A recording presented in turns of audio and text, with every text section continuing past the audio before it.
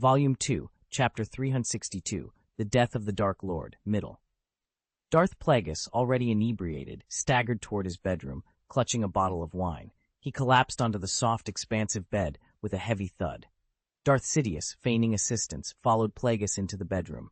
However, once inside, Sidious's demeanor shifted dramatically. His eyes grew cold, and without any forewarning, he unleashed a torrent of force lightning directly at Plagueis's mechanical breathing apparatus. More than 2 decades earlier, Plagueis had lost his chin in an assassination attempt. To breathe and eat, he was forced to rely on a mechanical breathing mask, a vulnerability that had now been exploited.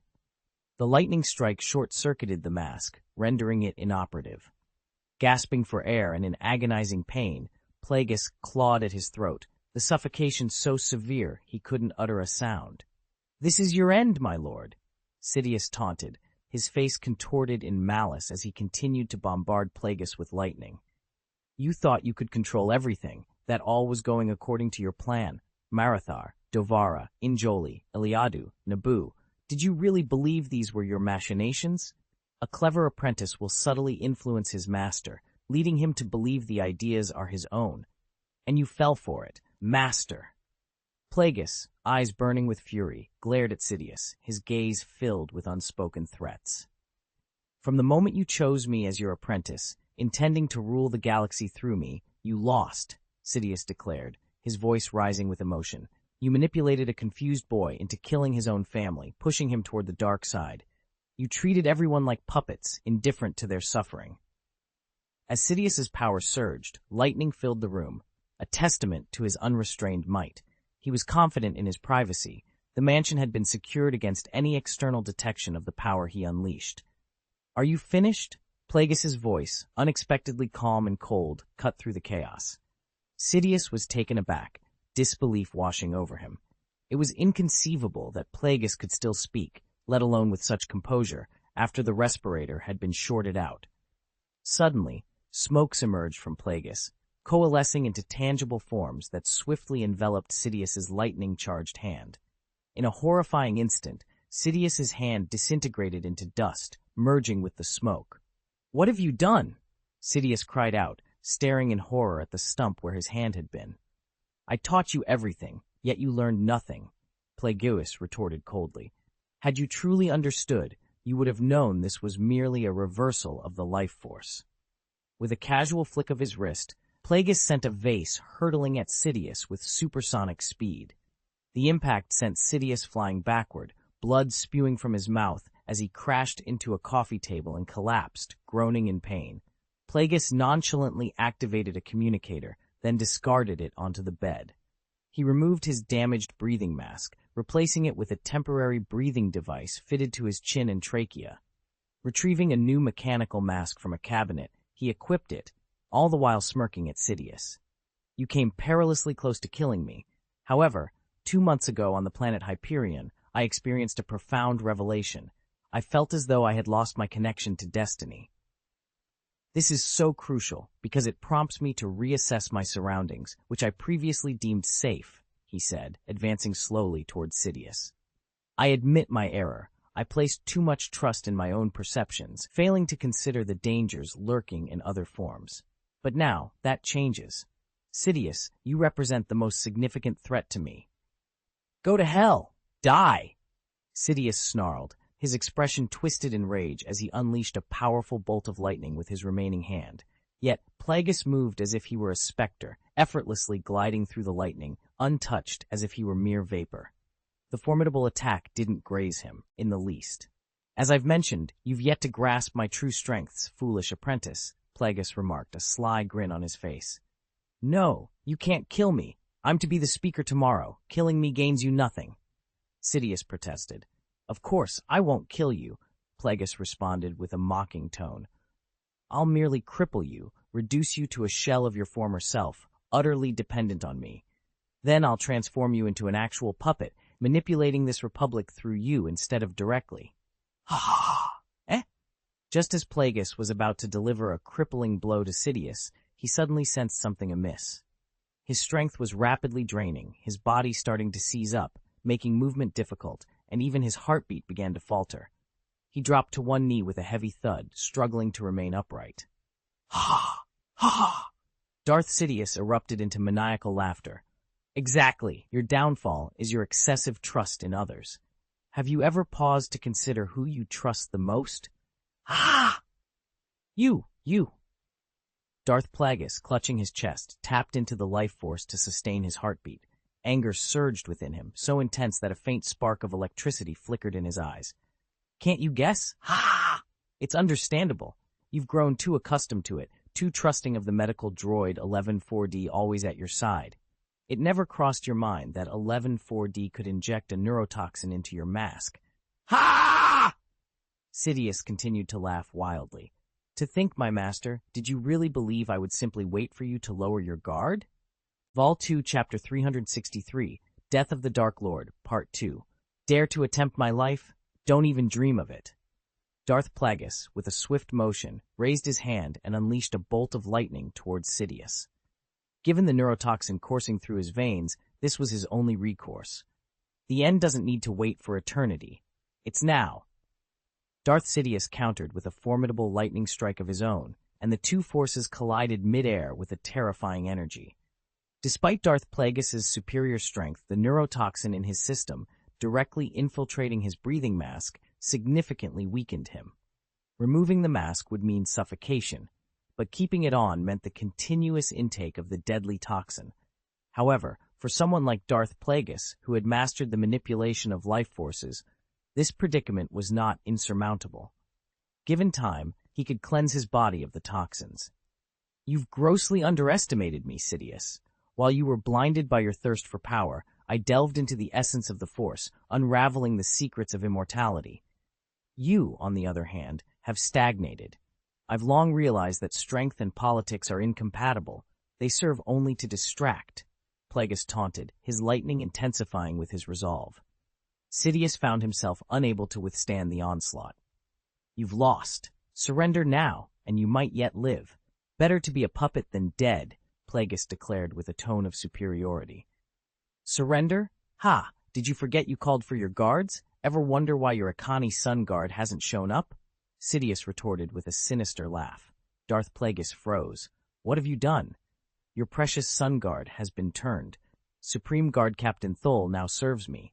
They're on their way here, and soon you'll meet your end at the hands of those you trusted most, Sidious revealed, his lightning shifting from offense to defense, biding his time until Plagueis' inevitable demise. Do you think loyalty can be so easily bought? Plagueis scoffed, but almost immediately, the sound of gunfire and explosions echoed from outside, indicating a confrontation. Tur Ulan has always been mine. I trained him, made him swear allegiance to you as part of my plan. It's futile. No matter Tur Ulan's loyalty, he's but one against the many I've swayed with my resources. Sidious sneered, his face contorted in malice. Plagueis laughed heartily. If the Sun Guard is your ace, then today marks my victory. We shall see, Master. You're the one who will fall today, Sidious shouted back. 5 minutes earlier, outside on a steeple, Darth Marthael reviewed a message on his communicator, prearranged by Darth Plagueis, instructing, "Enter my room immediately and follow my orders.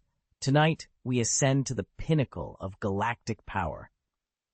How enticing, Darth Marthael sneered, crushing the communicator in his hand and discarding it. He observed the Tardani spire building from his vantage point. Despite the exterior lights, the core of the building remained shrouded in darkness, concealing the ongoing struggle within. Without insight into the current dynamics, Marthael found it challenging to predict the outcome. Traditionally, Darth Plagueis was easily assassinated by Sidious in a moment of vulnerability. However, the fact that Plagueis managed to send this message indicated a shift in the narrative. Marthael's expression grew serious. He had spent 3 years earning Plagueis' trust, even relinquishing nominal control of the Fourth Group, all to position himself favorably for this moment. Why was Gross Shelby merely a representative of the Fourth Group? Because the true director was none other than Black Gedamask II, a testament to Plagueis' trust in Tang Xiao. Tang Xiao's willingness to invest so heavily was predicated on his knowledge of Plagueis' impending demise within 3 years. If Plagueis were not dead, all would be in vain. Everything, including himself, would fall into Plagueis' hands. Now as the fateful day arrived, Malthael was filled with unease. The situation had evolved. Plagueis was prepared. It must have been during his final trial on the planet Hyperion that he inadvertently awakened the remnants of Das Tenebris within Plagueis, alerting him to his own lack of foresight. What was to be done now? A direct confrontation might indeed result in Sidious's death, completely altering the storyline. However, this would mean losing everything, though it would ensure survival as Plagueis' sole apprentice. The original plan was to have Darth Tenebris take the shot, ensuring Darth Plagueis' demise. Failure to do so would not only provoke Plagueis' wrath, but could lead to the annihilation of the entire Fourth Civilization under his fury. One path led to disgrace, the other to a precarious balance between death and glory. Darth Malthael's eyes glinted coldly as he commanded sharply, "Tenebris, it's up to you. Kill Plagueis. Now!" Darth Tenebris hesitated. A black mist emanated from Malthael's lightsaber, forming a face before him. It studied Malthael for a moment, before slowly stating, "Yes, this is my best option at present." The black mist then surged towards the Tardani Spire building.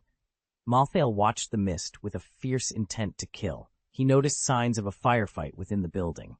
The muffled sounds of gunfire and explosions reached him, audible only through his use of the Force. Inside the building, the confrontation reached a critical juncture. Darth Plagueis, weakened by neurotoxins, was losing his strength. The approaching gunfire signaled not the arrival of his loyal sun guards. They would have no need to fire, but of those turned by Sidious.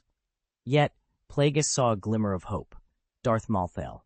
Plagueis believed he held sway over Malthael, whose fate and fortunes were tied to him. His colony, his planet, all were within Plagueis' grasp. Malthael had no choice but to aid him, especially with the promise of becoming the second most powerful man in the galaxy after this night. Plagueis was certain of his allegiance. However, in that moment, Plagueis was taken aback by the figure that appeared before him. "Master," he uttered in disbelief. It was Darth Tenebris. Tenebris' sneer sent a wave of dread through Plagueis, his precognitive abilities suddenly returning to warn him of his impending doom. Plagueis felt as if the Force had abandoned him, leaving him hollow. This sensation, though fleeting, provided Sidious with his opportunity. "Power! Unlimited power!" Sidious bellowed, channeling all his energy into a devastating bolt of lightning that struck Plagueis. Vol 2, Chapter 364, The Master. The lightning ceased, and Plagueis, his body charred like burnt coal, fell to the ground with a heavy thud, lifeless and devoid of moisture. He was Hego Damask Tug of the Moon Damask family, son of Karl Damask.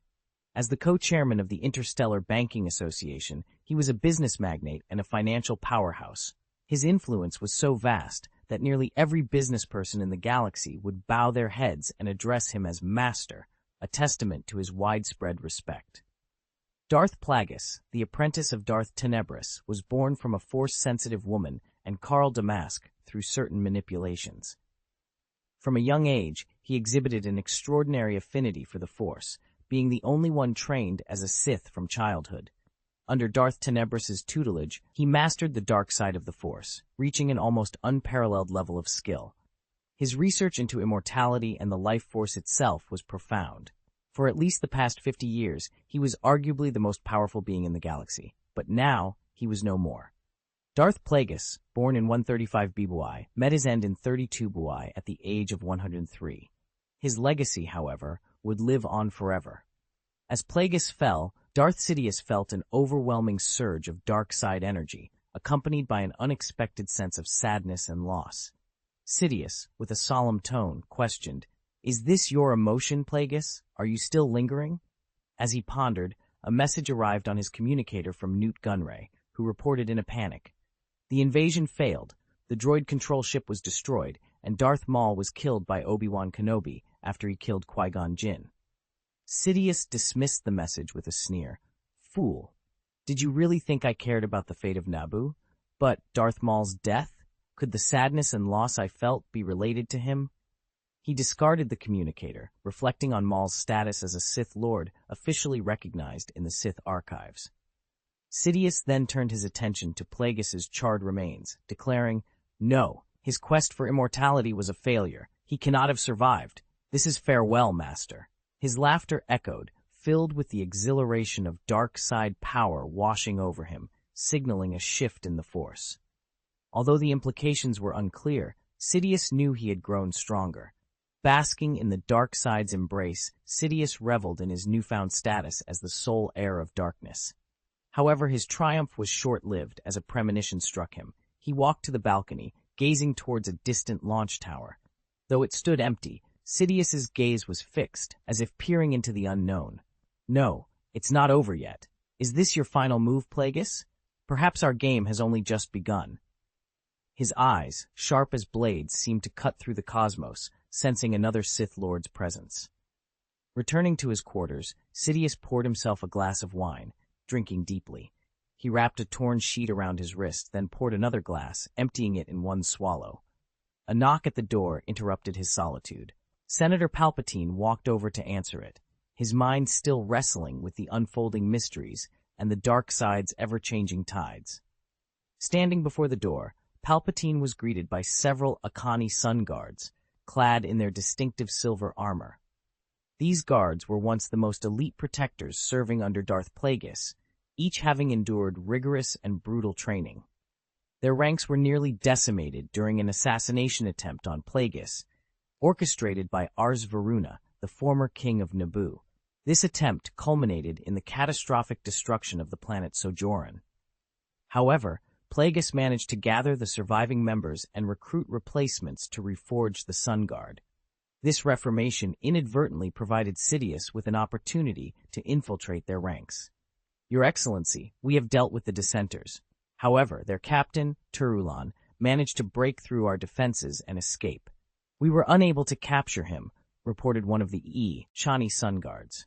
Palpatine adjusted his attire and responded, "Turulan's sudden betrayal and the murder of his master, Blacko Damask II, will make him a wanted man across the entire Republic." "Very well, proceed with the cleanup, and come here." "Yes," the guard replied with a bow, entering the room to begin the cleanup process. "Oh, and by the way," Palpatine added, a twisted smile forming on his face, "I have taken care of my esteemed teacher's body and have thought of an appropriate final resting place for him."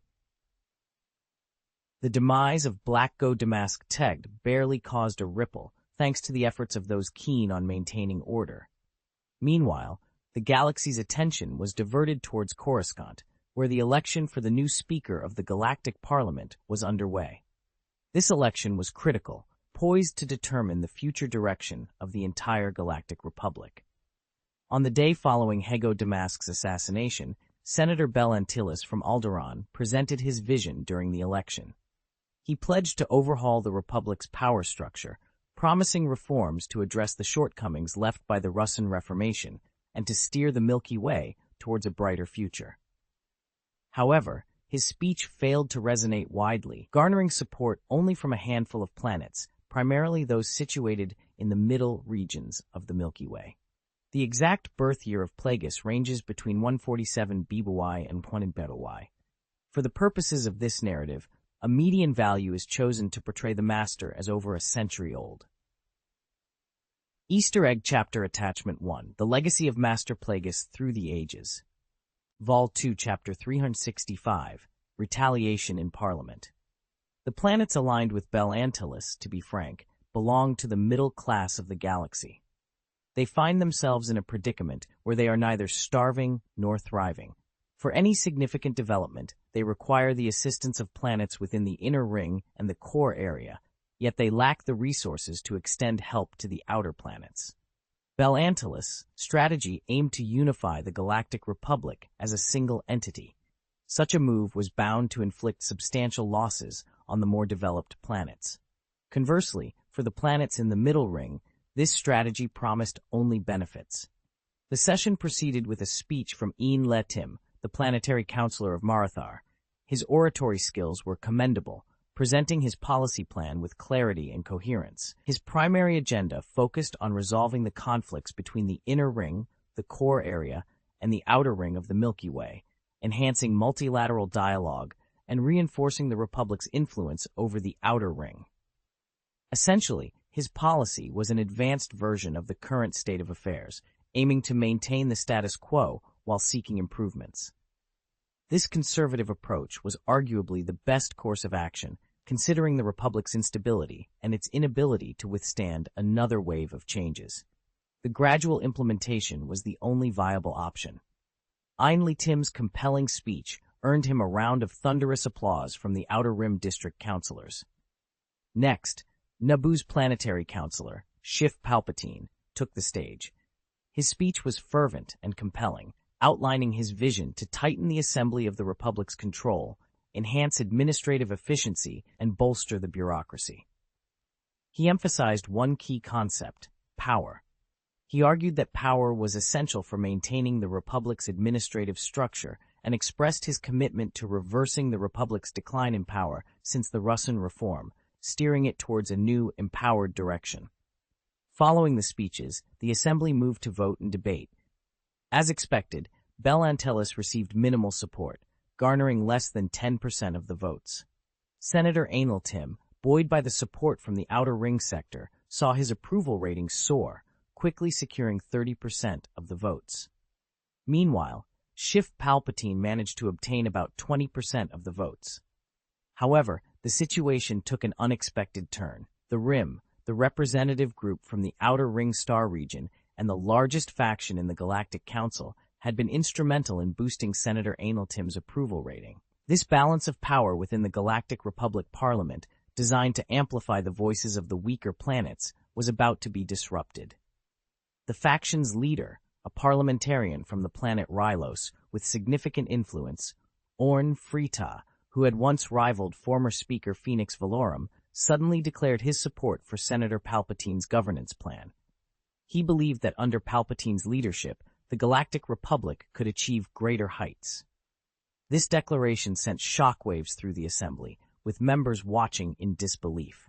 The once unified Ring faction was now divided, with its leader instigating the split. Furthermore, many members of the Ring faction began to dissent, shifting their support from Tim to Orn Frita and Schiff Palpatine. Notably, most of these members represented planets situated near trade routes, maintaining direct contact with the Inner Ring and core areas.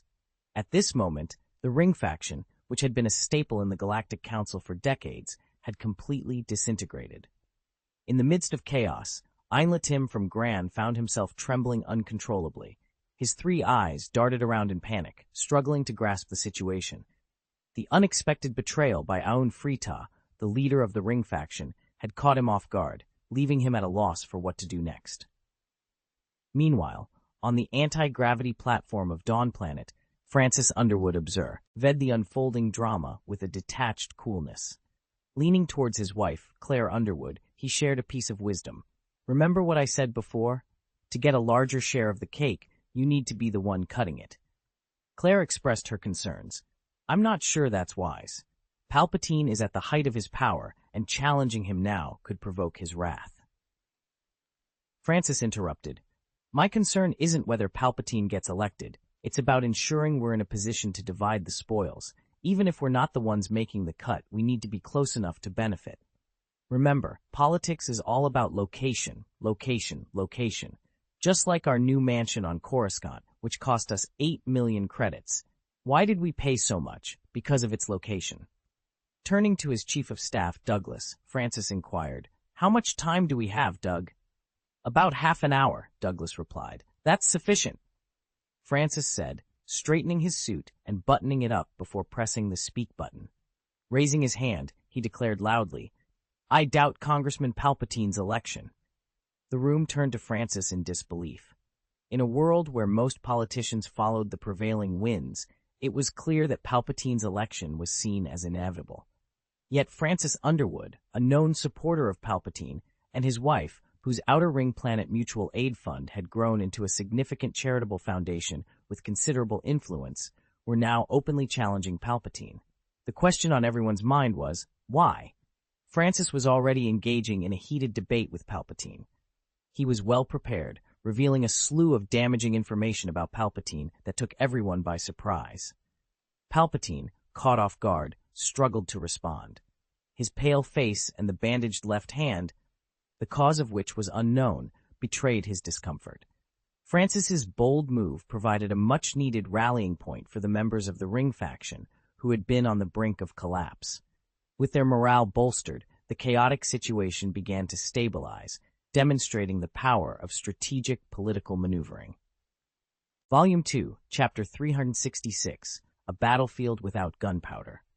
In the midst of the chaos, as the members of the Ring faction sought to regain their composure and strategize, Francis Underwood seized the moment to speak. We have all witnessed the errors of the former speaker, Finis Valorum, under the influence of Senator Palpatine. It's clear that Senator Palpatine is not the visionary leader the Republic needs to move forward. Palpatine, with a sneer, retorted, "And you believe you are the right candidate, Congressman Francis?" Under normal circumstances, Palpatine could have easily countered such an accusation. However, he was in a weakened state, having survived a near-fatal encounter with his master, Darth Plagueis, the night before. His injuries were severe, and his energy was depleted. Facing Francis Underwood in a political battle was the last thing he needed, especially knowing Underwood's reputation as a cunning and ruthless politician. Palpatine couldn't help but wonder if Underwood was acting alone, or if he was merely a pawn being used by another, more mysterious Sith Lord to undermine him. Francis, sensing the shift in the room, strategically retreated. "My only aim is the future prosperity of the Republic. If my following declaration clears any doubts about my intentions, then let me make it clear. I will not seek the presidency of the Galactic Republic Assembly." Palpatine, undeterred, pressed on. "Your claims are meaningless, Congressman. Your home planet, Dawn, has dubious ties with the Fourth Group. It's a known fact that Dawn is a client of the Fourth Group. How can you then criticize the election process? Let's not forget that the planet Naboo is currently under the occupation of the Trade Federation, and similar atrocities have been committed on Malastare, the home planet of Senator Tim. These corporations, including yours, are all cut from the same cloth."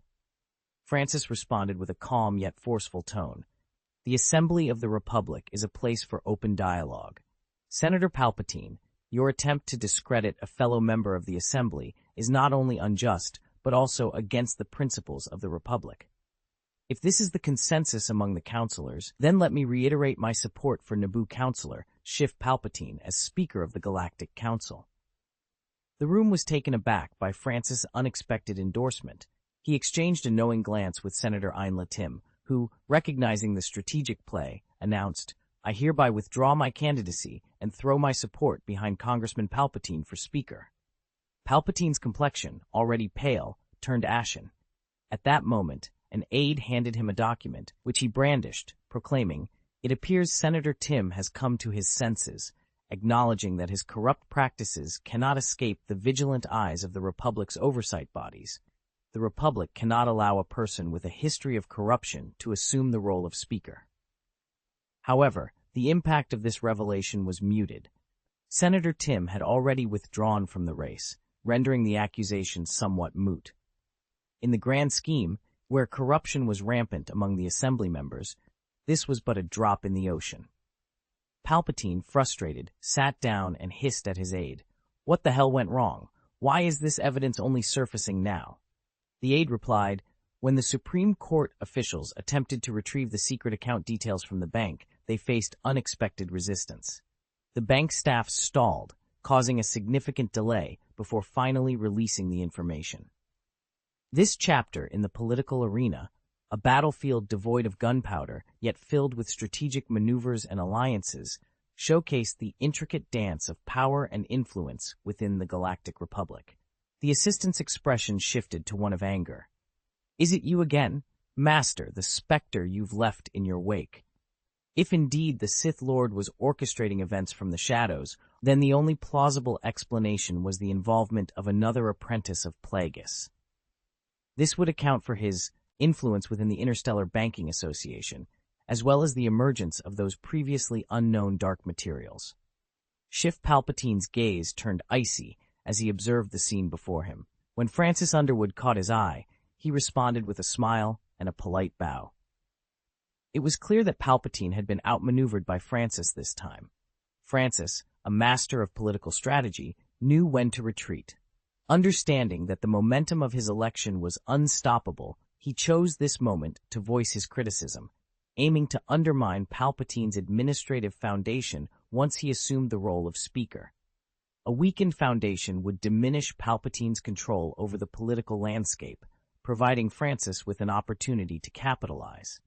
Palpatine began to contemplate the possibility of eliminating Francis. However, observing Francis engaging amicably with Senator Tim and other influential figures, he quickly dismissed the idea. For a politician of Francis' caliber, the threat of assassination would have been meticulously planned for, and without Palpatine's direct involvement, there was no guarantee of success. Moreover, any mishap could be exploited by Francis to destabilize Palpatine's newly acquired position as Speaker. No, Francis must be dealt with, but through other means. Having regained his composure, Palpatine approached Francis with a smile, bowing graciously. As expected, at the conclusion of the final vote, Francis Underwood supported Palpatine, while Tim and other members of their circle abstained. The outcome was as anticipated. Schiff, Palpatine was elected as the new Speaker of the Galactic Republic with an overwhelming 69% of the vote. After the meeting, Palpatine positioned himself at the exit, greeting each member with a polite nod as they departed. When the Underwoods appeared, Palpatine warmly took Francis's hand, expressing his gratitude with a sincere smile. "Your Excellency Francis, your support today has truly humbled me. I take your criticisms to heart, as they motivate me to improve.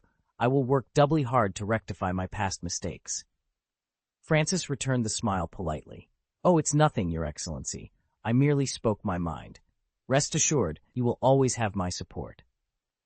Palpatine then shifted the conversation. "After today's events, I believe you would be the ideal candidate for Deputy Speaker of the Republic. I plan to propose this motion tomorrow." Francis, however, demurred. "Your Excellency Masameda has performed admirably in the role, and there's no justification for his replacement. Besides, I am still relatively young and not suited for the position of Deputy Speaker. I appreciate your kind offer." Palpatine's smile took on a cryptic quality. "I see. Then, I believe I understand your strategy, Senator Francis." Caught off guard, Francis replied cautiously, "Oh, and here I thought you had figured it out earlier." Palpatine's laughter rang out, devoid of warmth. "Of course, Congressman Francis. We have a long road ahead and ample opportunities for collaboration. Let's ensure we communicate more effectively." "As you wish, Your Excellency," Francis said, maintaining his composure. He bowed and turned to leave. Attached to the Easter egg chapter, Francis Underwood, the voice of the Fourth Civilization. Vol 2, Chapter 367, Battle of Naboo, 8, Star Wars, The Fourth Scourge. A day prior, while Palpatine was indulging in the Mon Calamari cabaret alongside Black Godamask II, a critical battle was unfolding on the planet Naboo. With Master Qui-Gon Jinn's assistance, Queen Amidala and her entourage managed to elude the Trade Federation's clutches. This escape was somewhat facilitated by Newt Gunray's premature order to evacuate his ships, leaving only a single Lucrehulk-class battleship in orbit to control the invasion's droid army. For Darth Sidious and Darth Plagueis, the unfolding events on Naboo had already served their purpose, rendering the planet's fate inconsequential to them. Consequently, they neglected to advise Gunray on the strategic oversight of not recalling the dispersed warships to Naboo.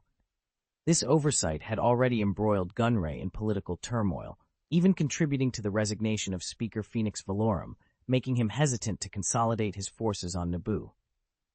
The situation on Naboo had thus morphed into an unusual standoff, with a solitary armed cargo ship commanding 2 million droids. Xiao Guanghua, a military observer from the Fourth Civilization, succinctly described it as a path to doom. After evading capture, Queen Amidala sought refuge with the Gungans, led by Jar Jar Binks, and humbly proposed an alliance to combat the Trade Federation's invasion. The Gungans, already incensed by the invasion and comprising the majority of Naboo's nearly 3 billion inhabitants, had maintained a sizable army due to previous conflicts with humans. Despite their technological disadvantages, the Gungans realized that hiding was not a solution. Moved by Queen Amidala's plea, Ruger Nass, the proud Gungan leader, agreed to join forces with the humans of Naboo. Simultaneously, resistance movements sprang up across Naboo. The planet's scattered regular army engaged in guerrilla warfare against the Trade Federation's droids, exploiting the absence of sufficient air support. The limited availability of N-1 starfighters on Naboo was the only factor preventing a full-scale counterattack. Despite these efforts, the Trade Federation's 2 million-strong droid army, bolstered by tanks and personnel carriers, remained a formidable force. Queen Amidala, Qui-Gon Jinn, and Rugur Nass devised a strategy to divide their forces.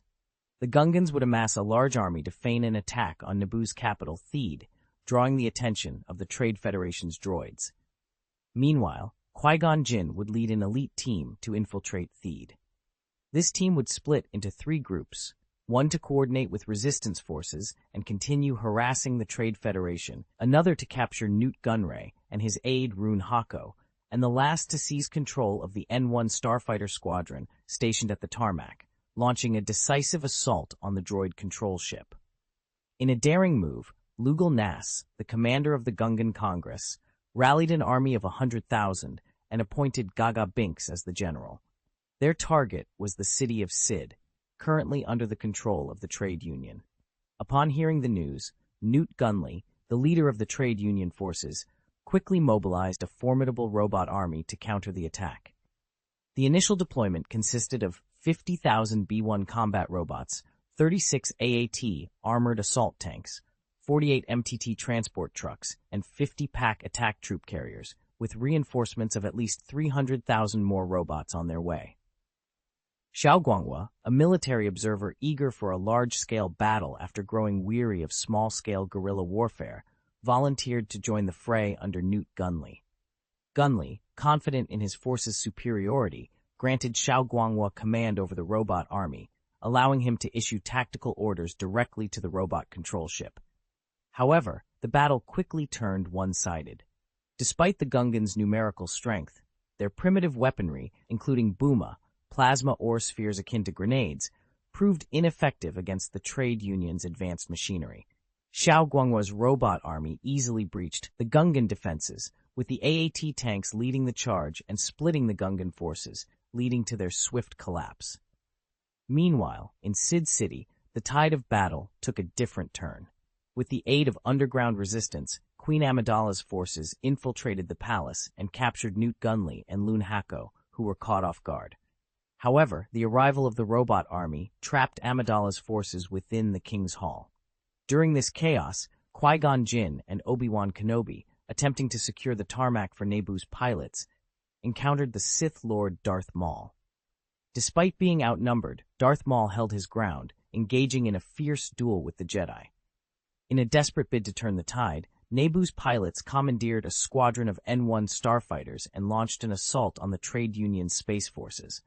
Among them was Anakin Skywalker and the navigation droid R2-D2, who, through a stroke of luck, found themselves piloting an N-1 starfighter directly towards the robot control ship. This chapter, while drawing heavily from the movie's plot, aims to provide clarity and context for readers unfamiliar with the film. It's important to capture the essence of these pivotal moments while ensuring the narrative remains accessible and engaging. As we navigate through the Clone Wars, spanning 3 movies and 13 years, we'll carefully balance original content with movie-based chapters to enrich the reading experience. For ease of future reading, consider bookmarking this chapter. It seems there was a misunderstanding in your request. The provided text appears to be an author's note or a promotional message rather than a chapter of a novel. It references Star Wars: The Fourth Natural Disaster and seems to encourage readers to recommend the book to friends via various social platforms like QQ, blogs, and WeChat. To assist you effectively, could you please provide a specific chapter or excerpt from the Harry Potter fanfiction you mentioned?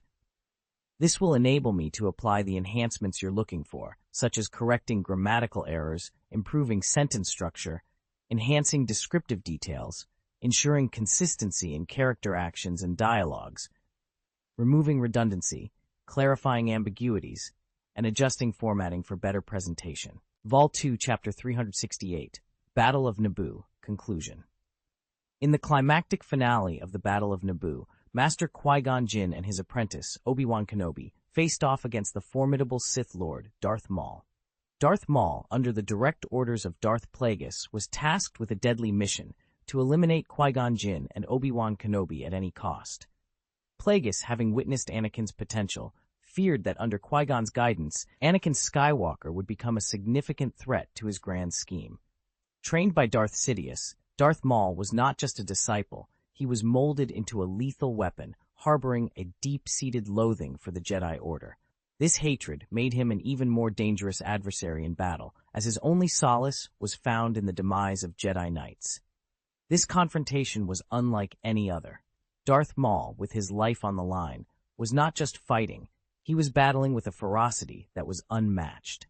Obi-Wan, proficient in the defensive Ceresu form, and Qui-Gon, an expert in the offensive Ataru form, had faced many challenges together. However, Darth Maul presented a threat unlike any they had encountered before. Unbeknownst to them, Darth Maul was not only a formidable fighter, but also a master strategist.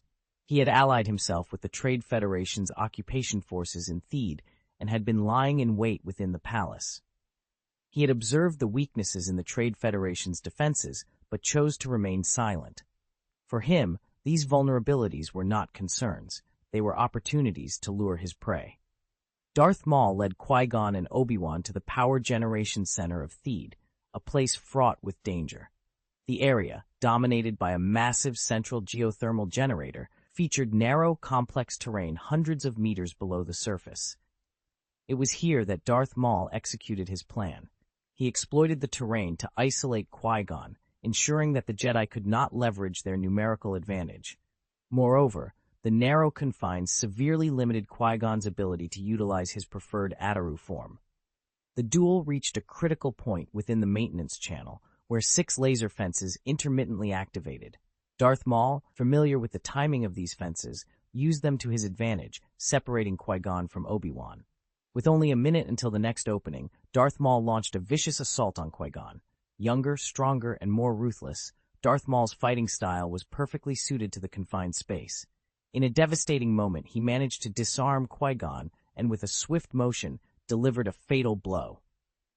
"Master! No!" Obi-Wan's cry of despair echoed as he witnessed his master's fall. As soon as the laser fence deactivated, Obi-Wan charged at Darth Maul, driven by rage. Despite his valiant effort, Obi-Wan was outmatched and disarmed. Darth Maul, savoring his apparent victory, approached Obi-Wan, but his overconfidence was his downfall. In a surprising turn of events, Obi-Wan summoned the Force to retrieve Qui-Gon's lightsaber and, with a swift strike, defeated Darth Maul, who plummeted into the depths of the power plant. Meanwhile, the tide of the battle in space turned. The Trade Federation's commander, overwhelmed by fear and incompetence, failed to secure victory. The fall of Darth Maul and the subsequent defeat of the Trade Federation marked the end of the Battle of Naboo, a victory that would be remembered in the annals of galactic history. Darth Sidious had never anticipated that the planet Naboo would dare to launch a counterattack against his spaceship. The Lucrehulk-class cargo ship, primarily designed for transport, was carrying over 3,000 Vulture droid fighters. Most of these were deployed across Naboo's surface, quelling the burgeoning resistance movements, leaving fewer than 200 fighters to defend the spacecraft. Against the N-1 starfighters, considered the most formidable in the galaxy at this stage, the 200 Vulture droids stood no chance.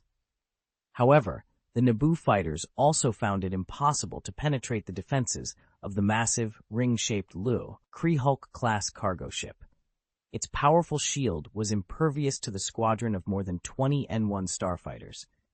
In an unexpected twist of fate, Anakin Skywalker found himself brought into the fray by the autopilot system.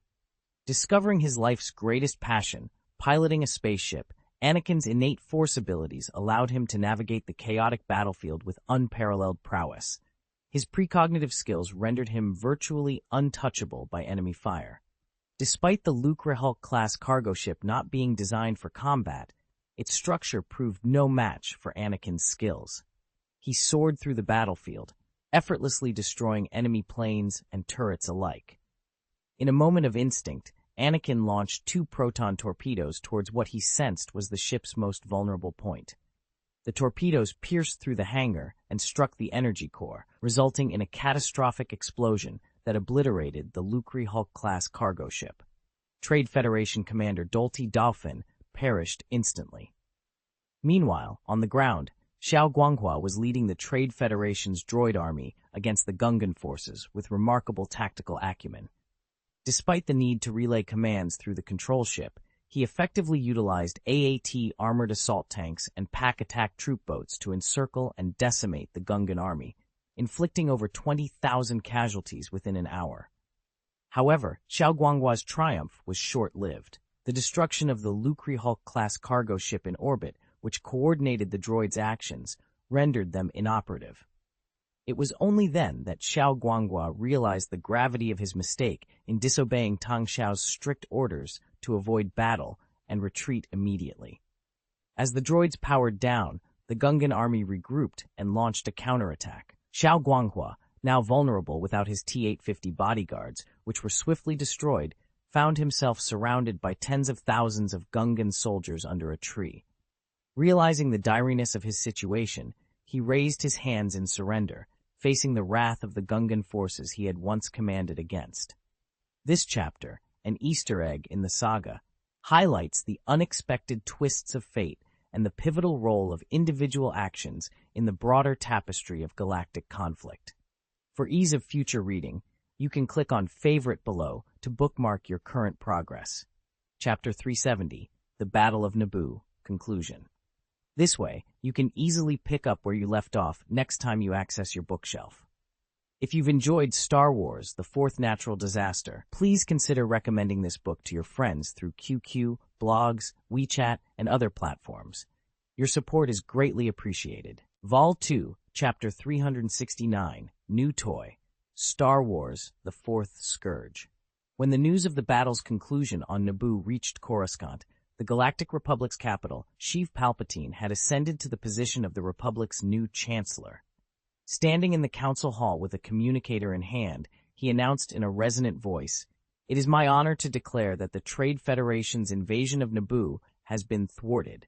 Under the valiant leadership of Queen Amidala, the people of Naboo have triumphed over the Trade Federation's droid army, restoring peace to their planet." A wave of thunderous applause erupted in the parliament, effectively silencing the protest from the Trade Federation's representative, Lot Dodd. Palpatine, basking in the adulation, raised his hands, acknowledging the crowd as if he had single-handedly resolved the crisis on Naboo. Once the applause subsided, he continued, "Starting today, I will personally visit Naboo, marking the first stop in my tenure as Chancellor." The announcement was met with another round of enthusiastic applause. Meanwhile, Tang Xiao, in a fit of rage, hurled his communicator to the ground and stomped on it repeatedly. "Xiao Guanghua, you fool! Imbecile! Buffoon!" he raged. The commander-in-chief of the formidable Fourth Civilization Army had been captured due to his own folly, a fact that Tang Xiao found utterly humiliating. What made it worse was that Xiao Guanghua had walked into the trap of his own accord, having left a day earlier in compliance with Tang Xiao's orders, and was now presumably enjoying tea on the planet Dawn. After regaining his composure, Tang Xiao received a new communicator from an attendant and contacted Gross Shelbia. "Retrieve Xiao Guanghua immediately and inform him that he is relieved of his command effective immediately," he ordered. Gross hesitated before responding. "But, Governor?" "This is an order," Tang Xiao snapped. He then made his way to the hidden hangar of the Glory Mothership, where the Sith infiltrator was parked at the center. Gazing at the advanced spacecraft, a sinister smile crept across Tang Xiao's face. "Ha! Well done, Master! Ha! Ha!" His smile evolved into maniacal laughter, echoing ominously as the dark side of the Force pulsated around him. After a minute, the laughter ceased, and Tang Xiao contacted Baron Helmut Zemo. "In 24 standard hours, convene a summit of the Fourth Civilization's highest authorities. I have important matters to announce." "As you command," came the reply. The Sith infiltrator made its way to the mysterious planet Baldemnik. Unlike his previous cautious approach, Tang Xiao did not activate the stealth device this time. Instead, he transmitted his identification code nonchalantly, and the planet's defenders immediately granted him access. The mine manager appeared on the screen, greeting him respectfully. "Welcome, Your Excellency, the Supreme Director. Will you require an escort?" "No, this is an unofficial visit. Continue with your duties," Tang Xiao dismissed with a wave of his hand. Upon reaching the previously discovered deserted island, Tang Xiao found the cave entrance blocked by a massive stone. The stone had gaps for airflow, but they were too small for a person to pass through. Focusing his energy, Tang Xiao ignited his lightsaber, channeling the formidable power of the dark side into the blade. With a swift motion, he struck the boulder, leaving a series of lava-filled scars. Then, with a forceful push, he unleashed a powerful burst of energy, shattering the boulder into countless pieces that flew past him, landing behind. Ha! After defeating Plagueis, your power has indeed increased, Tang Xiao exclaimed, reveling in his newfound strength. Much stronger, the force is fluid and alive. This shows that the dark side has recognized you as its successor. As Tinebulls exclaimed. At the same time, it also recognized Darth Sidious, didn't it? Tang Xiao remarked indifferently, stepping into the dark pit. Ha! That's what makes this so intriguing. Yo, you and Sidious are destined to have only one survivor, and the one who survives will inherit the full power of the dark side. Between me and him, only one will survive. Tang Xiao continued deeper into the pit, and before long he spotted his target, Adela Caddis. The Twi'lek girl was slumped against the rock wall, appearing weak and defeated. Tang Xiao approached and nudged her lightly with his foot. Stop pretending to be dead. I left you enough food, water, and breathing apparatus. You can't die. As soon as he finished speaking, Adela Caddis's eyes snapped open, red with fury, and she screamed, I'm going to kill you! Brandishing a blue lightsaber, she lunged at Tang Xiao. Tang Xiao, prepared for her attack, easily blocked it with his red lightsaber. The two immediately engaged in combat. Adela Caddis, whose strength was only slightly less than Darth Maul's, fought with increased ferocity. However, Tang Xiao, having received half of the Dark Inheritance, had grown significantly stronger. He effortlessly parried Adela's attacks, deliberately prolonging the battle to test his own powers against hers. Kill you! Kill you! Kill you! Ah! Adela seemed to lose all sense of reason, her attacks growing increasingly desperate. Heh heh! It seems I overestimated you, Adela Caddis. Is this really all you can do?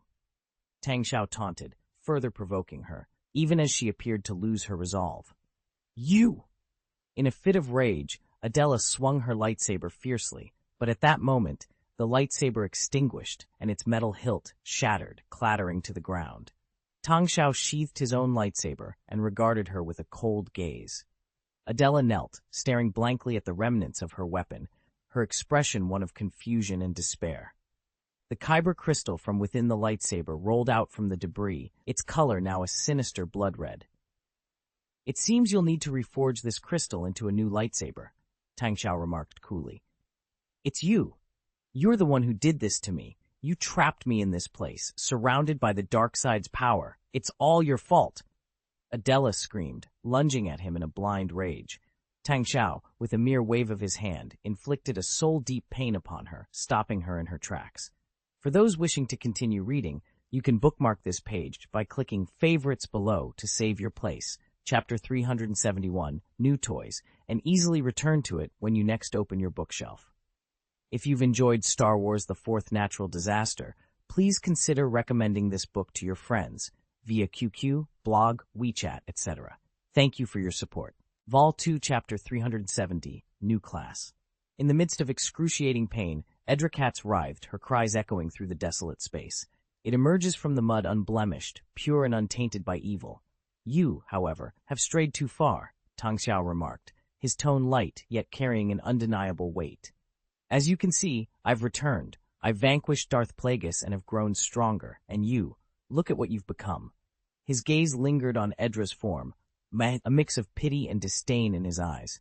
He extended his hand, offering, What have you turned into? Come, let me teach you the power of the dark side. Become my apprentice. First, strip and kneel before me. With a fierce slap, Edra rejected Tang Xiao's advance, her anger boiling over.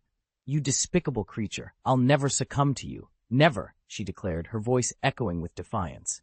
As she fled towards the mine's exit, she didn't forget to snatch the red kyber crystal lying on the ground. The spaceship is located on the west side of the island. Make sure not to lose your way. Tang Xiao called after her, a hint of amusement in his voice. Rubbing his hand where the warmth of her slap still lingered, he mused, How intriguing, isn't it? Dazzling, Darth Tenebrous' voice boomed, filled with a mix of surprise and admiration.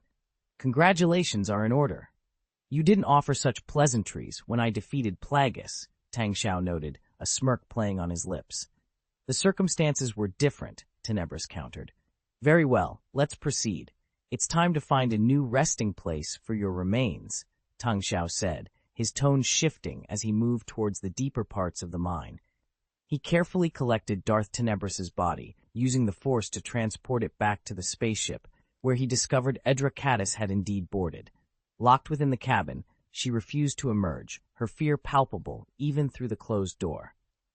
Upon returning to the Endor system, aboard the Mothership Glory, Tang Darth Tenebrous' body into a Bacta tank. The Bacta fluid preserved the corpse, preventing decay. He then concealed the tank in a secluded room, ensuring it remained undisturbed. A wisp of black smoke drifted from his lightsaber, merging with the corpse in the Bacta tank. I've connected a data cable to the corpse's brain. You can now interact with the outside world through this terminal, Tang Xiao explained, his voice devoid of any reverence. The terminal's screen flickered to life, and an electronically synthesized voice responded. Impressive. While it's a far cry from true life, at least I can now speak and observe. This is my tribute to you, Darth Tenebrous, or should I say, Master, Tang Xiao stated, his tone lacking any genuine submission. Do not attempt to ensnare me with your words, young Sith. I was plotting against others long before your ancestors were born, Darth Tenebrous retorted. I merely state the truth, Master. I have much to attend to, but I will return to continue our training. In exchange, I will share Darth Plagueis' research findings with you, Tang Xiao offered. Excellent, young Sith. Your potential is immense. I sense you will surpass even Darth Plagueis, Darth Tenebrous proclaimed. I believe his zenith is merely my beginning, Tang Xiao replied with a confident smile, then exited the room.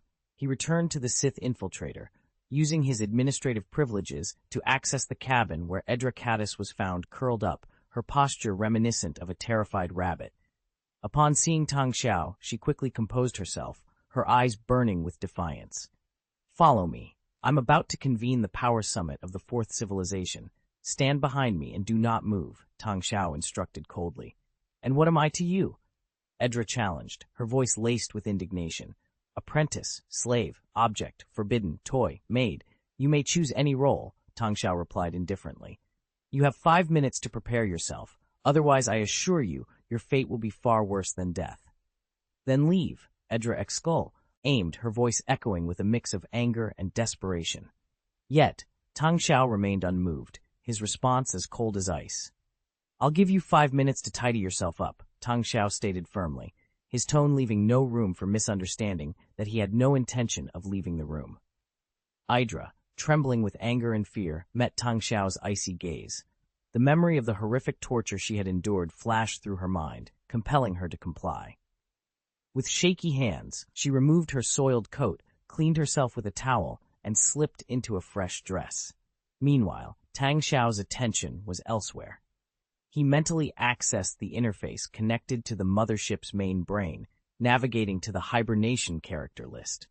Where once the list teemed with the names of 650,000 individuals, now fewer than 10,000 remained. His interest in the list was piqued by a recent development. Following Darth Plagueis' demise, a new tier had been unlocked, a tier beyond legendary, legend itself. Within this tier, a character awaited awakening, but unlike other tiers, the identity of this legendary character remained a mystery until their awakening. This uncertainty added an element of unpredictability to the process. Tang Xiao's brow furrowed in thought. Nevertheless, he was unfazed by the prospect of potentially having to eliminate an unsatisfactory legendary figure in secret. His recent acquisition of a portion of the Dark Inheritance had bolstered his confidence. However, his immediate concern was the upcoming Fourth Civilization Power Summit, a pivotal event for the future of the Fourth Civilization. His focus returned to the legendary tier, where 2 candidates caught his eye, both of whom could significantly aid his current endeavors. An hour later, Tang Xiao and Artanis entered the conference room, joining a gathering that included the most influential figures of the Fourth Civilization. Present were Qi Jianjun, Baron Helmut Zemo, Tang Xiao, Igor Zavalov, Qi Jian, Daphne Clement, Gross Shelby, Shu Yan, Director of United Mining Group, Rory Swan, Chief Engineer of Thailand Heavy Industries, and Dawn Planet counselors Francis Underwood and his wife Claire Underwood. Those unable to attend in person were represented by their holographic projections, thanks to hyperspace communication technology. Without wasting time on formalities, Tang Xiao addressed the assembly. "This is a critical juncture for our civilization," he began. "Before we proceed, allow me to introduce some new members." He announced the removal of Xiao Guanghua, the former army commander-in-chief, due to severe disciplinary violations. Xiao Guanghua had been demoted and reassigned to lead a regiment-level combat unit. Tang Xiao then signaled for the entrance of the newly appointed military leaders. Two middle-aged generals, exuding authority and experience, stepped into the room and saluted. "Admiral Xian Hui, reporting for duty," one announced. "Lieutenant General Cheng Shitao, reporting for duty," declared the other. These introductions marked the beginning of a new chapter for the Fourth Civilization, as it navigated the challenges and opportunities that lay ahead. Vol 2, Chapter 371, New Power, Part 1. In the bustling command center of the Fourth Civilization, the entrance of two distinguished figures caused a stir. Chao Lianhua, the head of the Network Intelligence Department, nearly tumbled off her stool in surprise. Hastily regaining her composure, she stood up straight and saluted with respect. "General Xianhui, greetings." The general, in his 50s, acknowledged her with a nod. "Super Lotus, well done." Despite his not-so-tall stature and slightly plump build, General Xianhui carried an air of undeniable authority. His skin may have loosened with age, but his spirit remained as sharp as ever. As a prominent figure from the Yanhuang Kingdom in the universe of Command and Conquer General, he commanded a formidable billion-dollar army, transforming it into an indomitable force. Even approaching 60, General Xianhui stood with the dignity and discipline that had come to define his career. After exchanging pleasantries with Chao Lianhua, General Xianhui's gaze shifted to Tang Xiao, awaiting instructions. Tang Xiao, internally, approved of General Xianhui's presence. Unlike Xiao Guanghua, who thrived on the front lines, General Xianhui's strategic mindset made him the ideal candidate for the role of commander-in-chief. In the lore of Command and Conquer General, General Xianhui was renowned for his infantry's prowess, capable of standing toe-to-toe with armored units. His leadership had earned him the nickname Anvil, a testament to the resilience of his Iron Army. Super Lotus, or Chao Lianhua, held him in high regard, not only because he founded her hacker unit, Black Lotus, but also because he had been her mentor since her youth. Beside General Xianhui stood another figure, clad in a dark blue military uniform.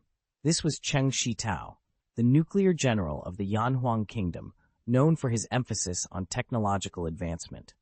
His troops were famed for their efficient use of nuclear energy, boasting even nuclear-powered tanks. Tang Xiao was particularly intrigued by Cheng Shitao's potential, given his recent breakthrough in antimatter technology.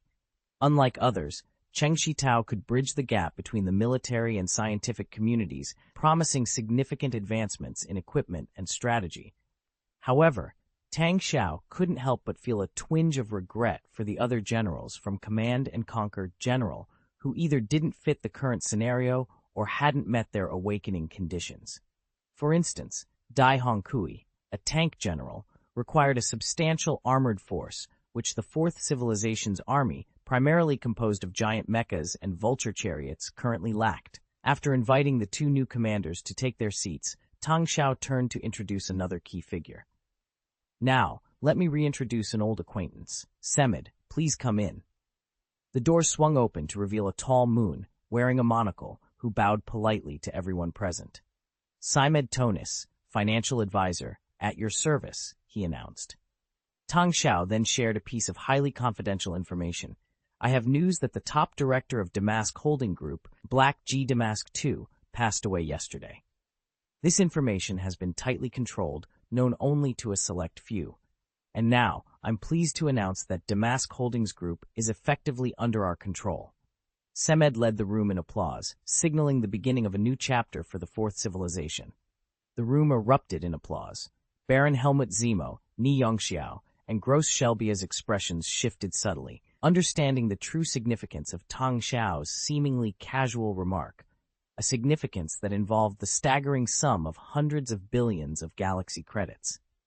The Damask Holding Group wasn't just any corporation. It was a titan of industry, founded by the former chairman of the Interstellar Banking Association and Sith Lord, Black Gay Damask II. This entity, with its vast investments spanning the entire galaxy, controlled an uncountable number of industries. Its financial might, as evident in its ability to fund the entire Republic's clone army and construct Ragnarov-class titans without hesitation. With Tang Xiao at the helm, the group's economic power was immense, easily ranking within the top 30 in the galaxy, if not higher. The only reason it wasn't in the top 20 was due to the unfortunate timing of Black G's death, which led to a significant loss in the investment in the clone army to Palpatine.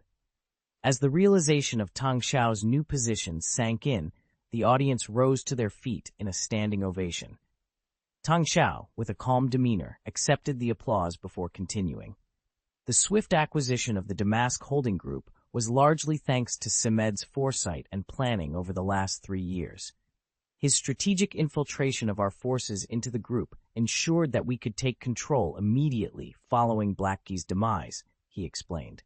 He paused for a moment, reflecting on the sacrifices made for this moment. The efforts and sacrifices of the Fourth Group, the United Mining Group, and our own have all been validated today. Our fourth civilization and its industries can now truly soar without restraint. With a passionate fist pump, Tang Xiao released years of pent-up frustration, then turned to Simid with a nod of acknowledgement. As per Simid's request, in recognition of his invaluable contribution, he will be adopting the Tang surname. From this day forward, he shall be known as Simed Tang.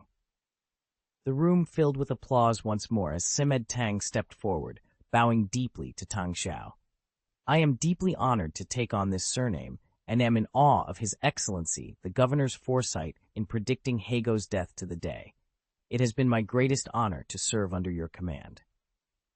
For those who wish to continue following this saga, remember to bookmark this page.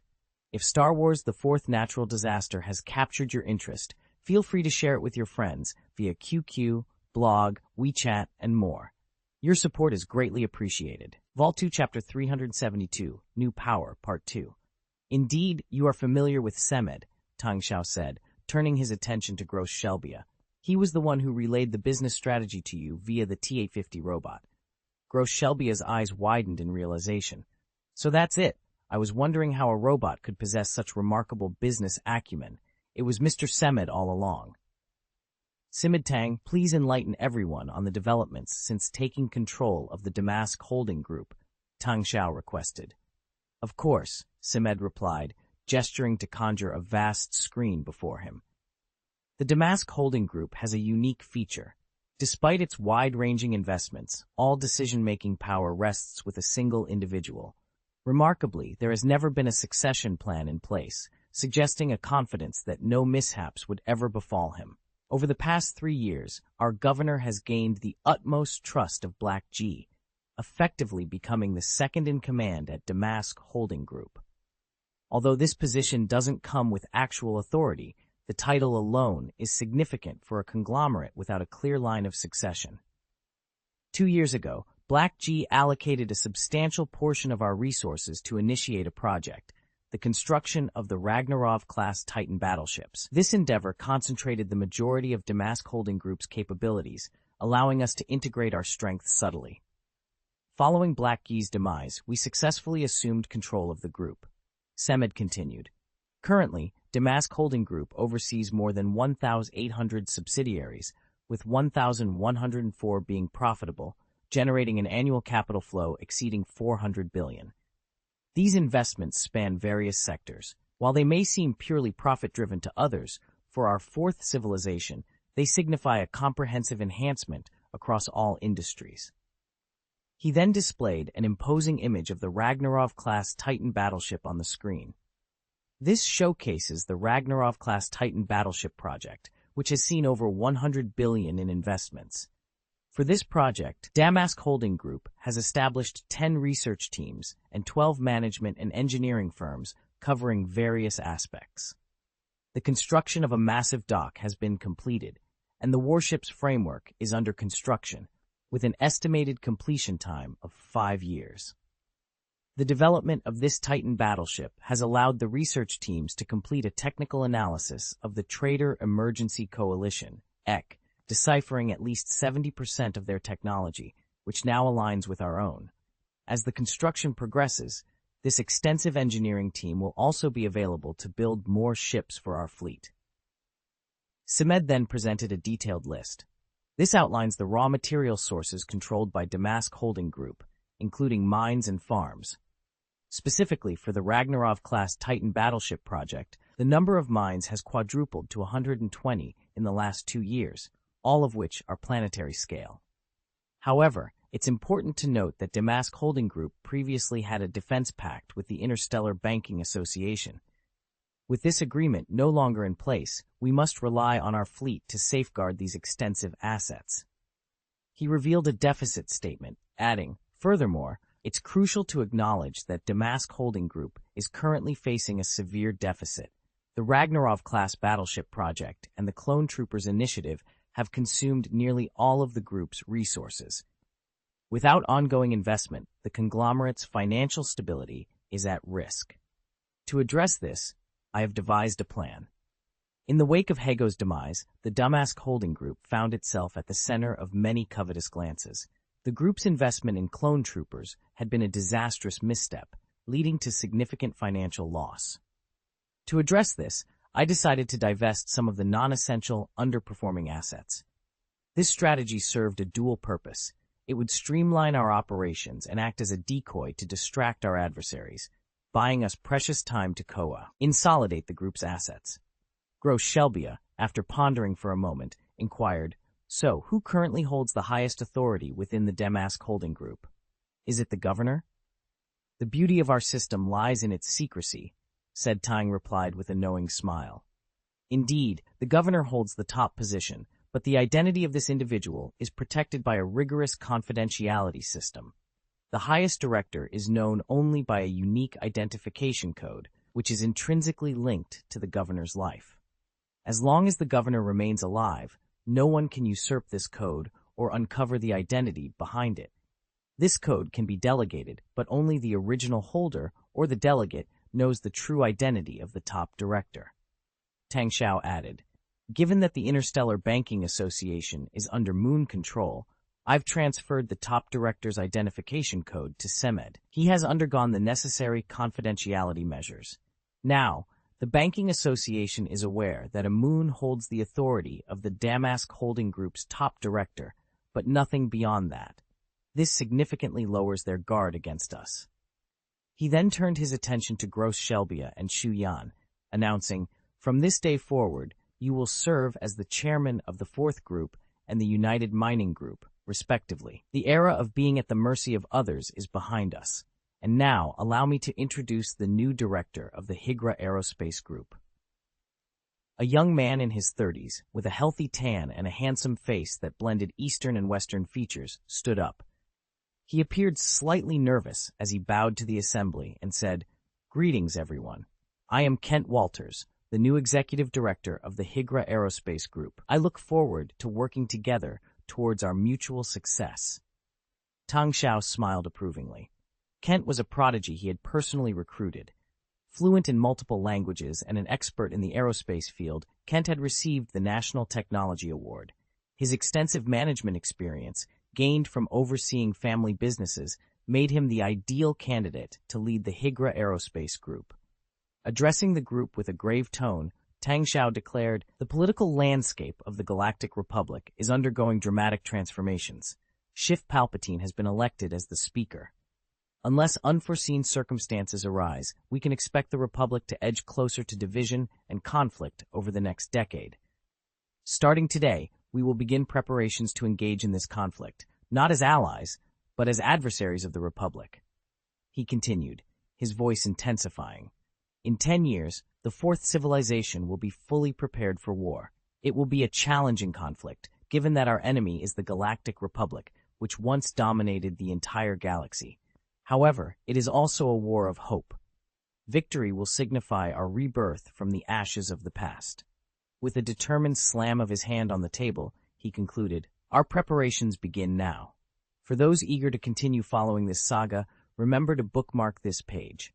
And if Star Wars, the Fourth Natural Disaster, captivates you, please share it with your friends via QQ, blogs, WeChat, and more. Your support is greatly appreciated." It seems like you're looking for assistance with improving a translated text, but you haven't provided the specific text you need help with. Could you please share the text or a portion of it that you'd like to have enhanced? This will allow me to provide you with the specific assistance you're seeking. Vol 2, Chapter 373, A Single Shot, Two Fall Apart. Star Wars, The Fourth Scourge. As the Fourth Civilization gears up for an all-out war, and the Galactic Council elects a new speaker, significant upheavals are also unfolding within the Jedi Order, another pillar of power in the Galactic Republic. After a long absence, Master Dooku makes an unexpected return to the Jedi Temple, forcefully entering the tower of the Jedi High Council during a crucial meeting. The Council, deliberating on the future course of the Jedi Order under Speaker Palpatine's new leadership, is taken aback by Master Dooku's abrupt intrusion. "Mace Windu, you owe me an explanation," Master Dooku demands, his presence as imposing as a lion. Though his voice is not raised, the anger in his eyes is palpable, his words biting. "I'm unsure what explanation you seek, but you must realize that barging into a Supreme Council meeting is a grave breach of protocol for a Jedi Master." Master Mace Windu responds, his tone icy. "Why was my apprentice, Qui-Gon Jinn, killed on Naboo? I demand an explanation." Dooku insists, his voice thunderous.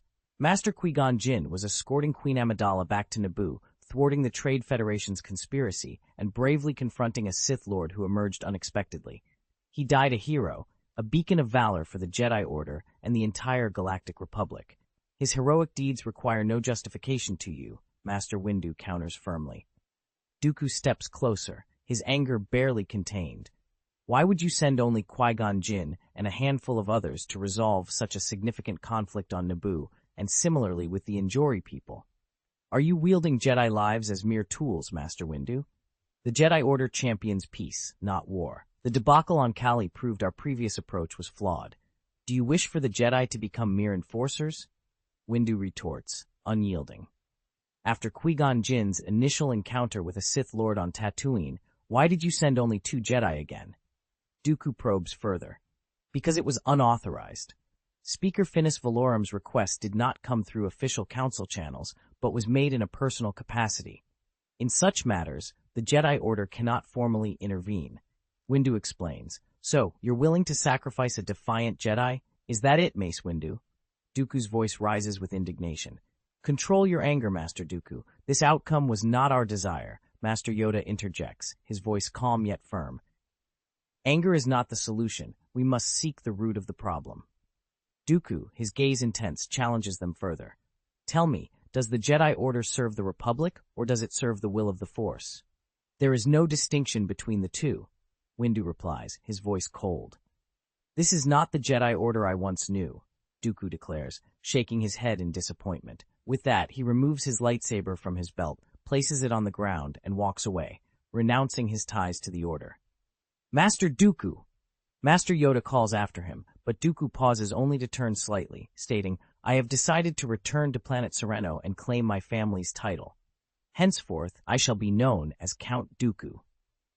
Following Dooku's departure, Master Yoda sighs deeply. A sorrowful outcome this is. The loss of Master Qui-Gon Jinn and Master Dooku is a profound blow to the Jedi Order.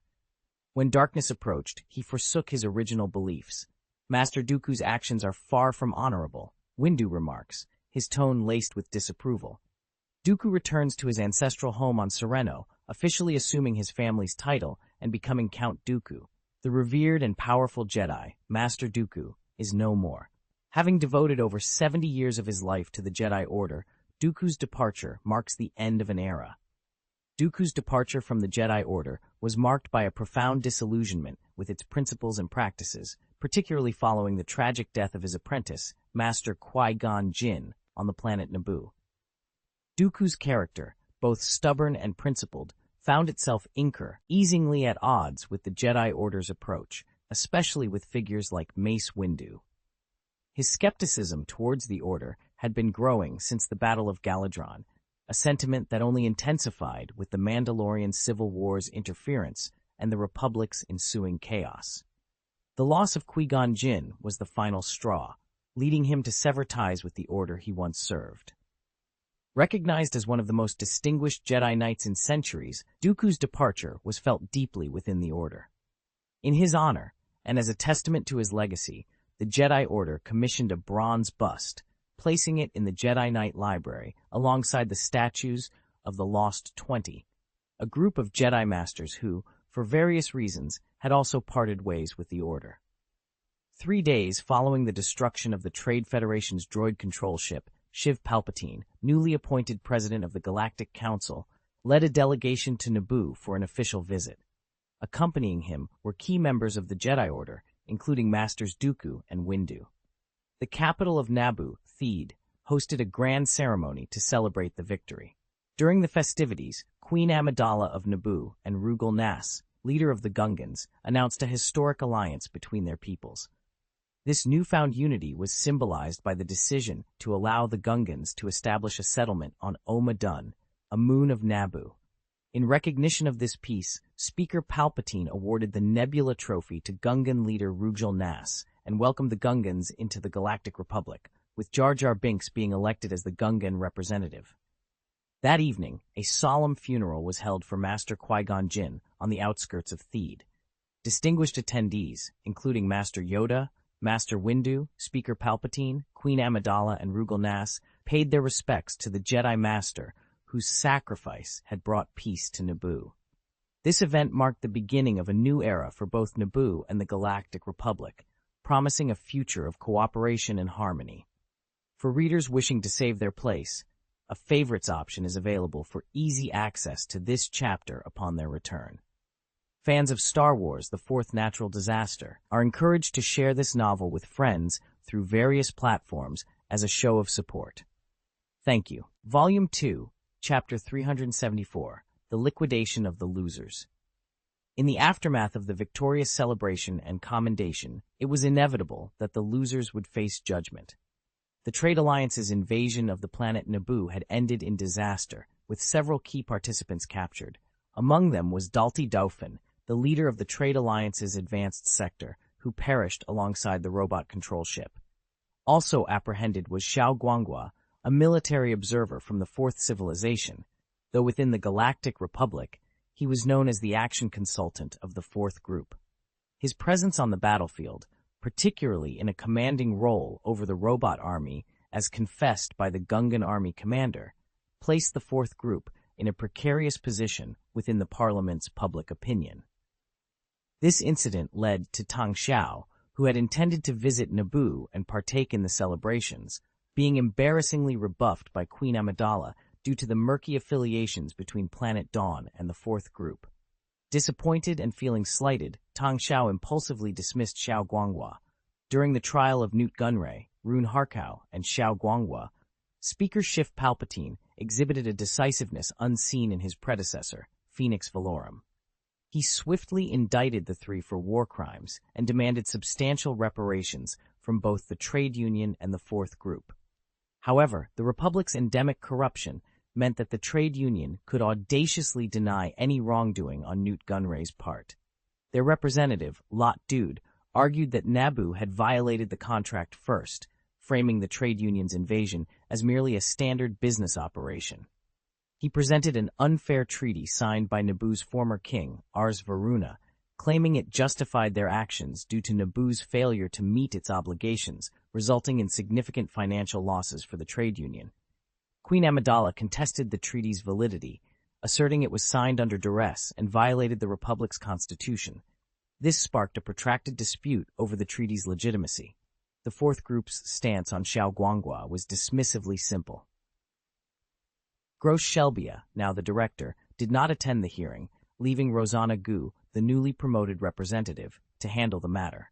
She casually claimed Xiao Guanghua was merely on vacation, observing the battle for amusement.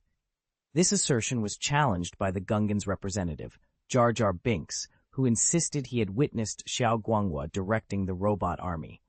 However, his testimony did little to sway opinions. Rosanna coldly questioned the plausibility of Xiao Guanghua's ability to command the robots, given they were controlled by the ship, and mockingly dismissed Jar Jar Binks' credibility as a general. This provoked an angry response from Binks, who defended the Gungans' bravery and sacrifices in the battle. Rosanna's cutting remarks left Binks flustered, nearly leading him to retaliate physically against Xiao Guanghua. This chapter of the novel paints a vivid picture of the political machinations and personal vendettas that follow the aftermath of war. The characters' actions and dialogue reflect the complexities of navigating honor, responsibility, and the quest for justice in a galaxy fraught with corruption and conflicting interests. The hearing concluded smoothly, and with the 48-hour detention period expired, the law enforcement agencies of the Republic had no grounds to continue holding the three individuals. They were released on the condition that they remain within Coruscant and be available for recall at any moment. Xiao Guanghua, along with Newt Gunley, departed on Gunley's spaceship that day, each returning to their respective homes. However, the situation was far from resolved. The following day, Speaker Schiff Palpatine convened an urgent meeting and introduced a bill proposing severe sanctions against the Trade Federation and the Fourth Group. The sanctions aimed to strip the Trade Federation of its trade privileges, effectively excluding it from the Buff-Lef trade zone. This would subject all its business activities in the Outer Rim to heavy taxation. Furthermore, the Trade Federation was to disband its defense fleet, with the responsibility for protecting their routes transferring to the Republic's local defense fleet, funded by the Trade Federation. For the Fourth Group, Palpatine proposed a direct fine of 5 billion credits, mandated free post-war reconstruction for Naboo, demanded the withdrawal of derogatory advertisements against the Republic, and ordered the disbandment of their defense fleet along with a halt in the production and sale of combat ships. These sanctions, if implemented, would devastate both the Trade Federation and the Fourth Group. Despite the looming threat, representatives of the two entities, Lot Dude and Rosanna Goods, did not resign from the Galactic Council as expected. Instead, they continued to stir controversy within the Council. A complex dynamic emerged in the Galactic Council, with representatives from the inner and core planets advocating for harsh penalties against the Trade Federation and the Fourth Group, while those from the outer planets showed ambivalence or outright support for the Trade Federation. Speaker Palpatine, undeterred, publicly accused the planets supporting the corporate giants of the Trade Federation of being corrupt and under their influence. He blamed the corruption during Phoenix Valoran's tenure on the bribes from corporate giants like the Trade Federation, painting all supporters within the Council as corrupt and traitorous to the Republic. Palpatine's narrative conveniently overlooked the fact that many Outer Rim planets depended on the Trade Federation for their economic survival and security, a support the Republic itself could not provide. These planets' support for the Trade Federation was not only justified, but a rational political stance.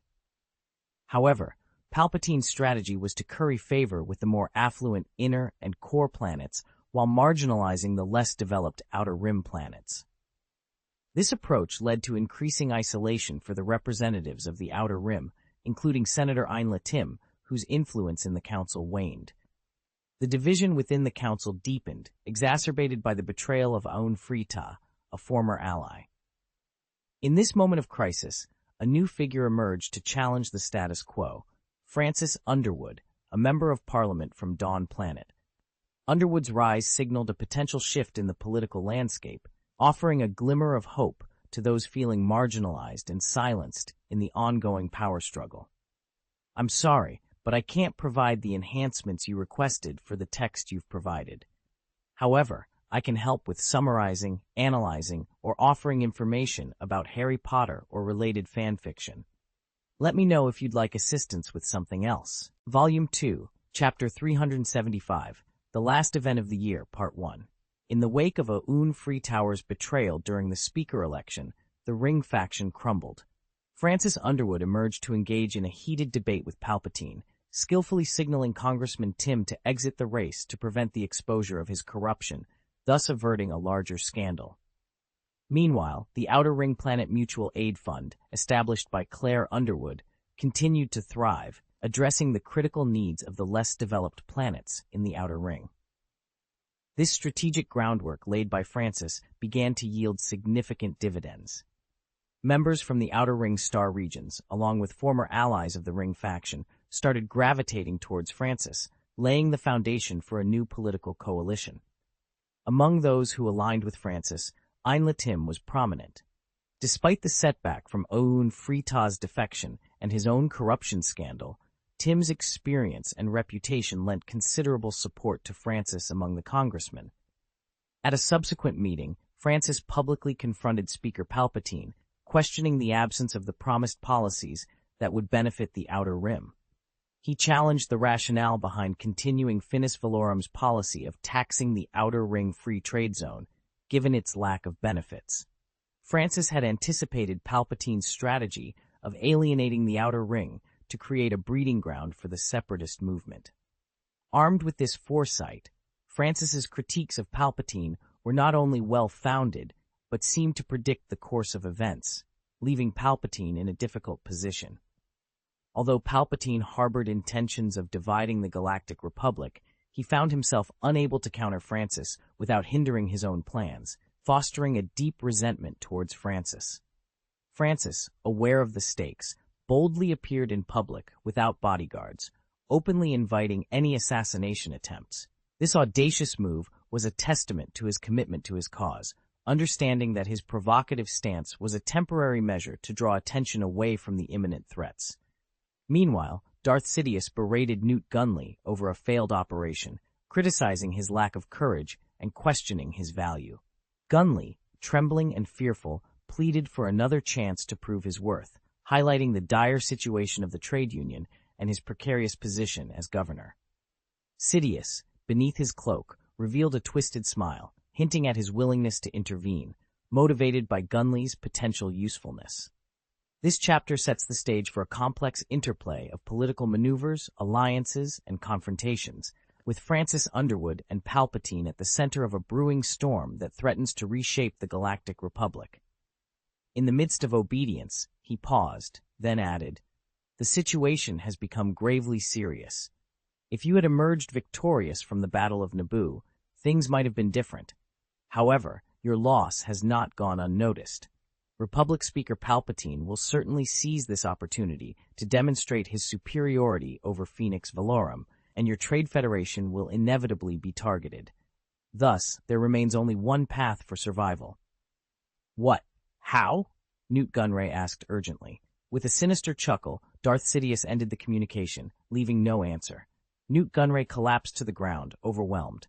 After a considerable time, he mustered the strength to pick up the communicator with trembling hands. Scanning the contact list, he finally decided on one individual, 4th Group Director, Gross Shelby. The call connected, and Gross listened intently to Newt Gunray's concerns before responding coolly. "Do you truly believe the Republic has the power to threaten you?" "Why not? The Republic Congress intends to revoke our trade privileges. This will cost us dearly," Newt Gunray protested. Gross scoffed. "The Republic is barely capable of managing its own affairs. Whether they revoke your trade privileges or not is inconsequential. Recall the fate of the Republic during the dispute over the planet Malastare." Newt Gunray fell silent, perspiration beading on his forehead. He remembered the Battle of Malastare Fjord, where the Republic's local defense fleet was outmatched by the combined fleet of the Corporate Alliance, only for the tide to turn with the intervention of the Jedi Knights. Gross's reminder was clear. "You mean?" Newt Gunray realized that the 4th Group had also been involved in that battle. "I refuse to pay any fines. The defense fleet will remain intact, and I can continue selling battleships. What can the Republic do? I've never relied on official channels for my battleships. The Republic's contracts are monopolized by the likes of the Quarter Power Dockyard, Lundiley Interstellar Power Company, and Corellia Engineering Company. I operate in the black market. I owe nothing to the Republic," Gross declared confidently. "But," Newt Gunray began, intending to argue that their trade federation was different from Gross's company, but he soon realized their situations were quite similar and held back his words. Furthermore, you might consider reaching out to Senator Francis Underwood of Dawn Planet. Also, tomorrow marks the maiden flight of the Apocalypse-class light cruiser from Higra Aerospace Group, a subsidiary of ours. Would you be interested in attending the ceremony? Gross effortlessly changed the subject, seemingly unconcerned about any repercussions from the Republic. Apocalypse class, the light cruiser exceeding 300 meters in length? Yes, of course. I must attend. Please reserve the production capacity for 50 Apocalypse-class ships. I'll place the order tomorrow. Thank you, Newt Gunray responded, still somewhat bewildered, but now understanding the importance of having a strong fleet for protection. He also realized the significance of aligning with the Fourth Group, which, despite being smaller than their trade federation, possessed crucial battleship design and construction capabilities. In the face of the Republic's punitive measures, the Fourth Group had become an indispensable ally for the Trade Federation. Mr. Francis Underwood, Newt Gunray repeated the name, aware of the shifting political winds in the Parliament and the implications of aligning with Underwood. At this juncture, with limited options available, he recognized the necessity of this new alliance.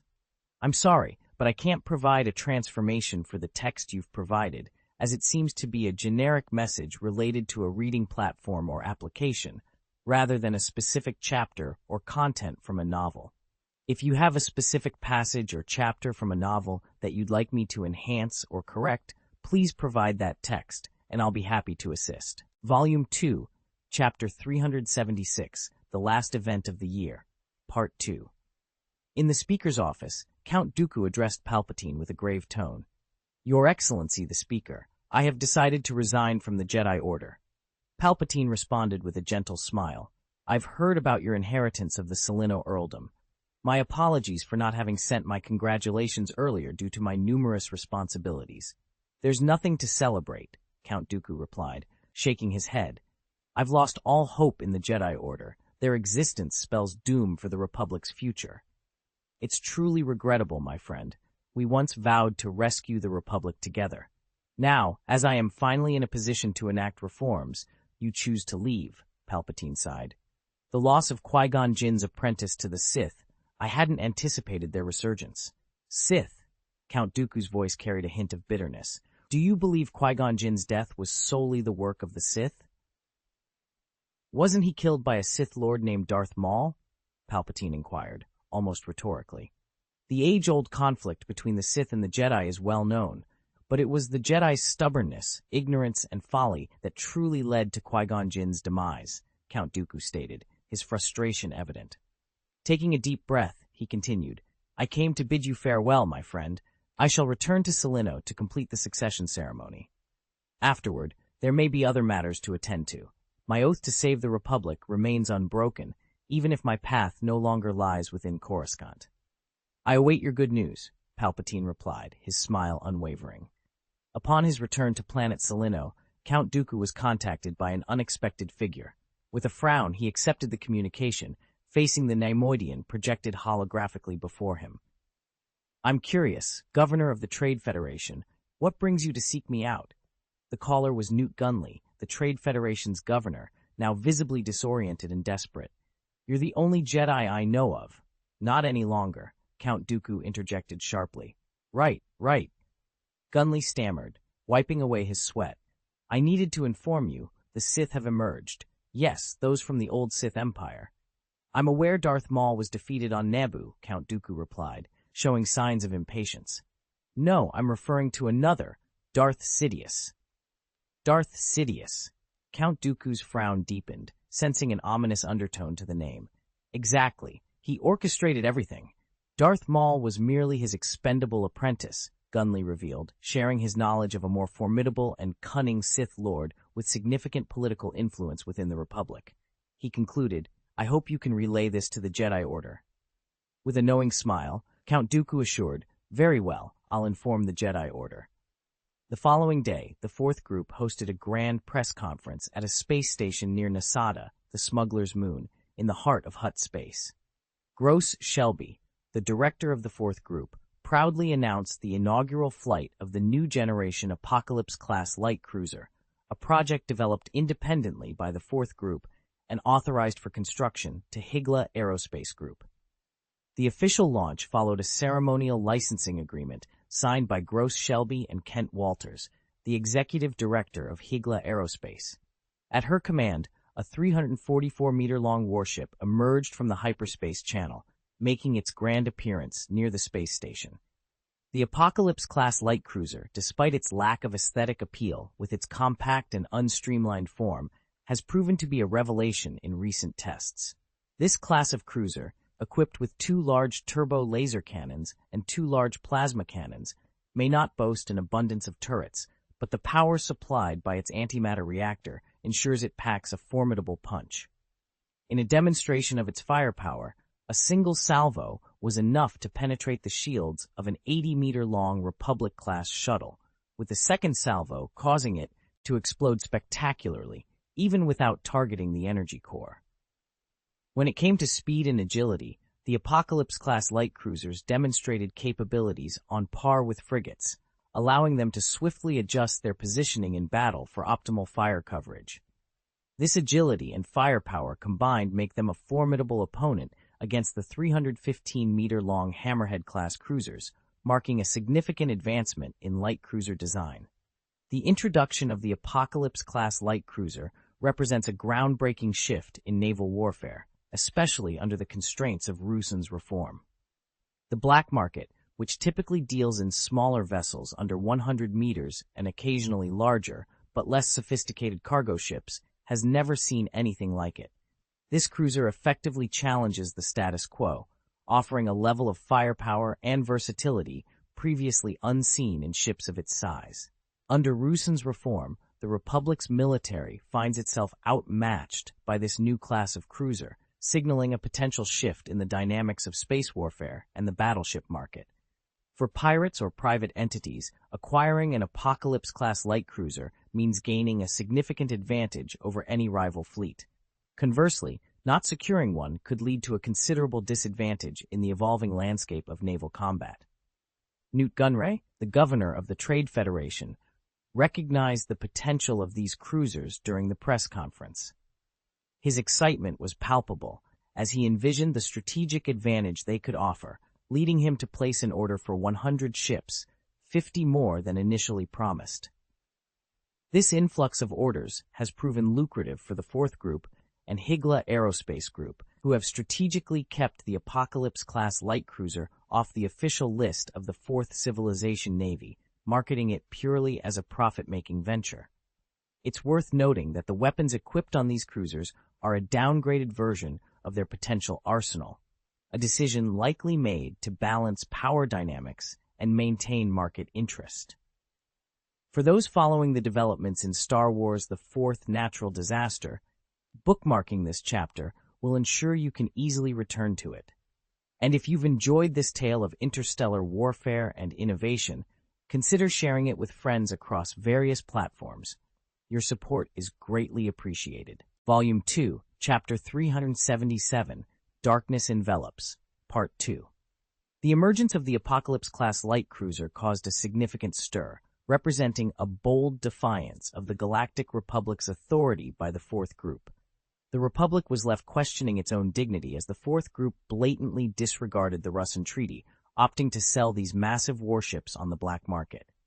However, the Fourth Group's registered headquarters on planet Makito, within the jurisdiction of the Interstellar Banking Association, and its operations in Nisada, Hutt space, placed it beyond the Republic's reach. The introduction of the Apocalypse-class light cruiser also sent waves of concern through other warship manufacturers. Quarter Power Dockyard, Lundley Interstellar Dynamics, and Corellia Engineering, all major players in the industry, expressed their alarm. Each attempted to purchase between 5 and 10 Apocalypse-class light cruisers for dismantling and analysis, only to have their requests flatly denied by the Fourth Group's Ministry of Commerce. Consequently, these manufacturers were forced to seek second-hand ships, facing a booming market and a minimum 2-year wait. In response to this challenge, an arms race in light cruiser development was ignited. Quarter Power Dockyard initiated a new project under the guidance of renowned warship designer Willix Blissex, dubbed the Aquitaines Project. Corellia Engineering launched its own endeavor, aiming to create a ship capable of defeating the Apocalypse-class cruiser without exceeding a budget of 5 million credits, naming it the CEC-class light cruiser. Meanwhile, Lundley Interstellar Dynamics, despite recent struggles in securing military contracts, started the 546 project to develop their version of a light cruiser. Amidst this burgeoning arms race, Chancellor Palpatine received a communication from Count Dooku. The holographic projection revealed Dooku's inquisitive demeanor as he broached the subject of Darth Sidious. Palpatine, feigning ignorance, responded with a smile, questioning why Dooku would associate him with such a name. Dooku, distancing himself from the Jedi Order, sought answers from Palpatine, given his role as Chancellor and witness to the Battle of Naboo. Palpatine's initial hesitation gave way to a dark admission, his voice turning sinister as he revealed himself to be Darth Sidious. Dooku, though surprised, found the confession to be within the realm of possibility. Palpatine then invited Dooku to Coruscant for a candid discussion. Following their meeting, which lasted over 3 hours, Dooku departed with a grave expression, leaving Palpatine alone in his office. Palpatine, deep in thought, addressed one of the 2 alloy statues guarding his office, revealing it to contain the remains of Darth Plagueis. He reflected on their plans, noting Dooku's potential for turning to the dark side and his own unexpected rise to become the Republic's most powerful figure. Palpatine vowed to continue their mission to destroy the Republic, his voice echoing with determination and dark ambition. In his grand vision, he proclaimed, "I will transform this Republic and then establish an unprecedented, powerful empire. My empire. And you, I've also given you this opportunity to watch me ascend to the pinnacle of power and wield this supreme authority." Ha! His laughter echoed. "Isn't this your deepest desire? Now I stand before you. You can witness it every day, yet you will never be able to grasp it." His expression twisted grotesquely as he let out peals of sinister laughter. However, the soundproofing and various security measures in the speaker's office ensured that his voice did not escape its confines. At the entrance of the office stood 2 alloy statues. To the left, the corpse of Darth Plagueis, and to the right, a lightsaber that had not been used for over a decade. Count Dooku had returned to the Jedi Temple. News of his departure from the Jedi Order had not yet spread, and his reputation allowed him, for the time being, to move freely. He made his way to the Galactic database housed within the Jedi Knight Library. Jedi Knights and apprentices he passed bowed respectfully, but Count Dooku paid them no mind. Upon reaching the database, he found the information on planet Kamino, sneered, and promptly deleted it. He then purposefully erased the data on another 35 planets before departing. The star map in the Jedi database was the most comprehensive in the galaxy, and concealing the existence of certain planets was crucial to avoid potential complications. The planets Count Dooku erased were all integral to his plans. Exiting the Jedi Temple, Count Dooku contacted Master Cypher Diaz. "Has the order for the clone army been placed?" "Master Diaz, my friend." Cypher Diaz appeared weary. "I have signed a contract on behalf of the Jedi Order, and the funding from Damask Holdings Group has been secured. A mercenary named Jango Fett has volunteered his genetic material for cloning. The clone army is now in preparation." "That's excellent. You've ignited a beacon of hope for this decaying republic, my friend. Where are you currently?" inquired Count Dooku. "I'm on the planet Felucia, dealing with a group of pikes smuggling spices," Master Cypher Diaz replied, his trust in Dooku unwavering. The smile on Count Dooku's face turned icy.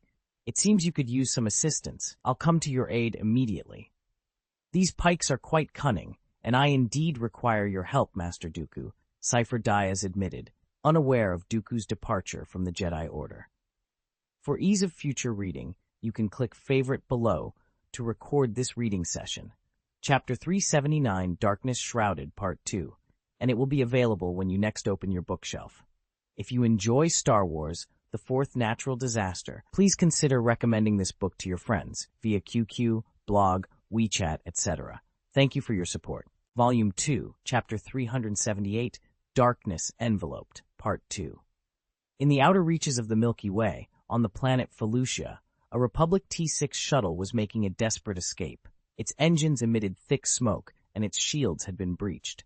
Despite the dire situation, the shuttle pressed on, pursued by a squadron of fierce pike fighters. The pilots of these fighters were seasoned veterans, their aggressive maneuvers a testament to their bloodthirsty experience. The shuttle pilot, despite their exceptional skills, found themselves at a disadvantage due to the damaged engine and lack of weaponry. Suddenly, an energy beam struck the shuttle's flank, causing a massive explosion. The shuttle spiraled out of control and crashed to the planet's surface.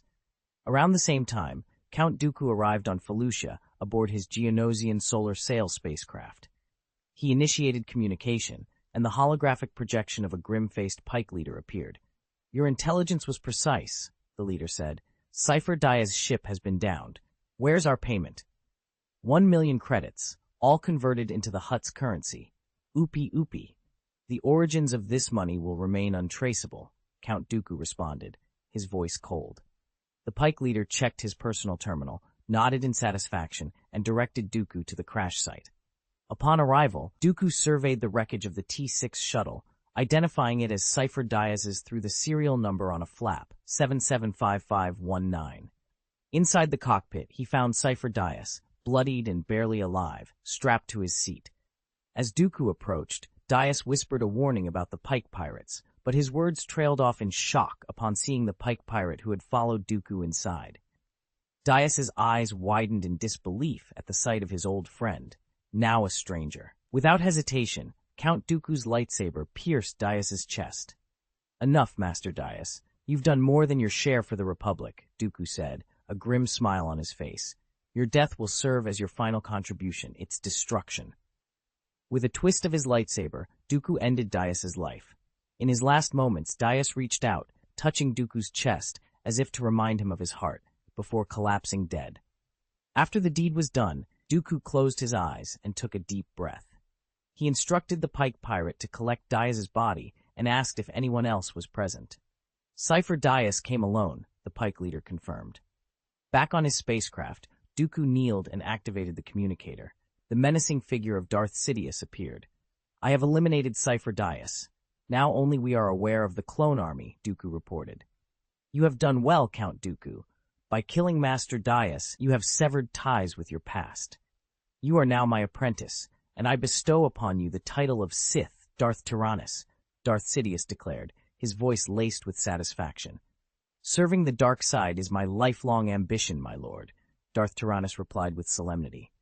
As the Geonosian solar sail spacecraft ascended into space, a pike approached their leader with a question. "Boss, didn't we capture Valorum's assistant, Silman?" The leader smirked and gestured towards a corner where a man was bound and gagged, his eyes wide with terror. He had witnessed the entire scene of Count Dooku murdering Master Dias. "Leave no loose ends," the leader mused, implying that the witness to their deeds, like the secrets they guarded, would be dealt with accordingly. The leader of the Pike Syndicate smirked coldly as he stood up. "All right, brothers, our bonus has arrived. It's time to get to work. We need to deliver this batch of spices to the Corellian galaxy. Dryden Voss of the Crimson Dawn is waiting for it. He's an old friend of the Fourth Group. I've just acquired a Revelation-class light cruiser, and with it, our power in the region is unmatched. It's best not to give him any reason to worry about us." The untimely demise of Master Cypher Dias stirred little commotion. Under Speaker Palpatine's influence, Master Dias's death was portrayed as a noble sacrifice. He was intervening in a conflict between several tribes on the planet Felucia and was tragically killed during peace negotiations. Master Dias earned widespread respect for his actions, and his body was cremated by the local tribesmen in accordance with Felucian customs, returning him to the essence of the planet. The incident was documented as File 27456 and quickly classified after a brief notification to the Jedi Order. For Speaker Palpatine, however, the matter was far from concluded. In the final months of 32 BEY, a significant protest against Palpatine's policies concerning the outer planets erupted. A vast number of workers from these regions went on strike. The situation, initially peaceful, was hijacked by unidentified agitators and escalated into an armed attempt to storm the parliamentary building. In response, Speaker Palpatine proposed the expansion of the Parliamentary Guard to ensure the safety of its members against the increasing lawlessness of these so-called corrupt elements. He seamlessly integrated the Artanis Sun Guards, previously under Plagueis, into what would be known as the Speaker's Guard. Clad in blue armor and robes, the Speaker's Guard was a formidable force composed of elite warriors. Despite some parliamentarians expressing concerns that the establishment of the Speaker's Guard signaled the onset of militarization, the recent attack on the parliamentary building left little room for further protest. In the last month of 32 BBY, a shocking development rocked the Galactic Republic. Count Dooku, a former Jedi Master and now the Count of Sereno, made a dramatic appearance on the distant, once thriving, but now environmentally devastated planet of Lazax. There, he delivered a fiery speech, condemning the Galactic Republic's failures since the Russan Reform 1,000 years prior. He criticized the Republic for its constant concessions in disputes, prioritizing the interests of affluent planets and corporate behemoths while neglecting the needs of less developed worlds. This neglect had led to an extreme polarization within the Republic. The recent events in Parliament, according to Dooku, were a clear indication of the Republic's disregard for the Outer Rim territories, imposing taxes arbitrarily without assuming any responsibilities. In light of these grievances, Count Dooku called for the Outer Rim territories to reject the Republic's authority, advocating for self-governance in matters of security and finance. From that moment, he declared the Outer Rim would sever all ties with the Republic. If you enjoyed Star Wars: The Fourth Calamity, please consider recommending this book to your friends through QQ, blogs, WeChat, and other platforms. Your support is greatly appreciated. Vol 2, Chapter 379, Peach Picking Time. In the aftermath of the summit held at the end of 32 BY, the Fourth Civilization swiftly embarked on extensive war preparations. Tang Xiao lifted the ban he had previously imposed on the development of large warships, thereby fully unleashing the shipbuilding capabilities of the Fourth Civilization. His earlier insistence on Hago Damask II to construct the Ragnarov-class Titan battleship had indeed led Hago to allocate substantial resources towards its creation. The construction of the Titan's dock was clandestinely undertaken on a moon orbiting the planet Yagdul, the native world of the Giving. Yagdul, despite its strategic location at the nexus of the Lima trade route and the Corellian hyperspace lane, has not evolved into a major transport hub due to its complex gravitational environment created by 3 large satellites. The Giving, renowned spacecraft engineers, have been somewhat marginalized by the inner ring and core planets of the Galactic Republic. Their survival on Yagdul necessitates precise calculations of the satellite's orbits to anticipate and mitigate the gravitational tides. Mathematics, revered almost as a deity among the Given, is a testament to their exceptional mathematical prowess. Hago Damask II's engagement of the Giving led to the establishment of a massive space dock on the far side of one of the moons, safeguarded by 2 Queen-class armed space stations and a contingent of 200 Ghost fighters. The Ragnarov-class Titan battleship represents the pinnacle of the Traders Emergency Alliance's technology from the original sin of the Sun Empire, distinct from the current technologies of the Star Wars universe. Hago initiated the formation of 10 research teams to dissect the Ragnarov-class Titan's technology. Following Hago's death and Tang Xiao's covert assumption of leadership over the Damask Holding Group, he prioritized the Ragnarov-class Titan battleship project. He dispatched Professor Tianjun and his team to Yagdul to collaborate with the Giving scientists. The challenge lay in translating raw data from the Mothership's database into a functional technology tree, a task that required starting with simpler technologies before progressing to more complex ones. After expending considerable effort, the joint technical team succeeded in deciphering the technology behind the Ragnarov-class Titan battleship. This breakthrough implied that the technologies of other traders' emergency alliances were also within reach, pending verification.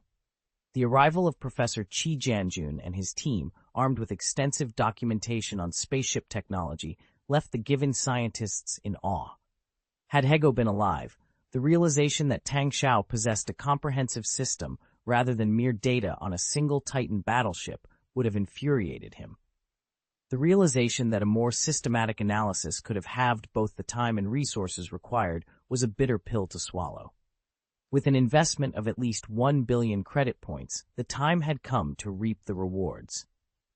After successfully acquiring the research results of the Ragnarov-class Titan battleship from the GUN people, it was discovered that 70% of the Trader's Emergency Alliance's technology had been analyzed.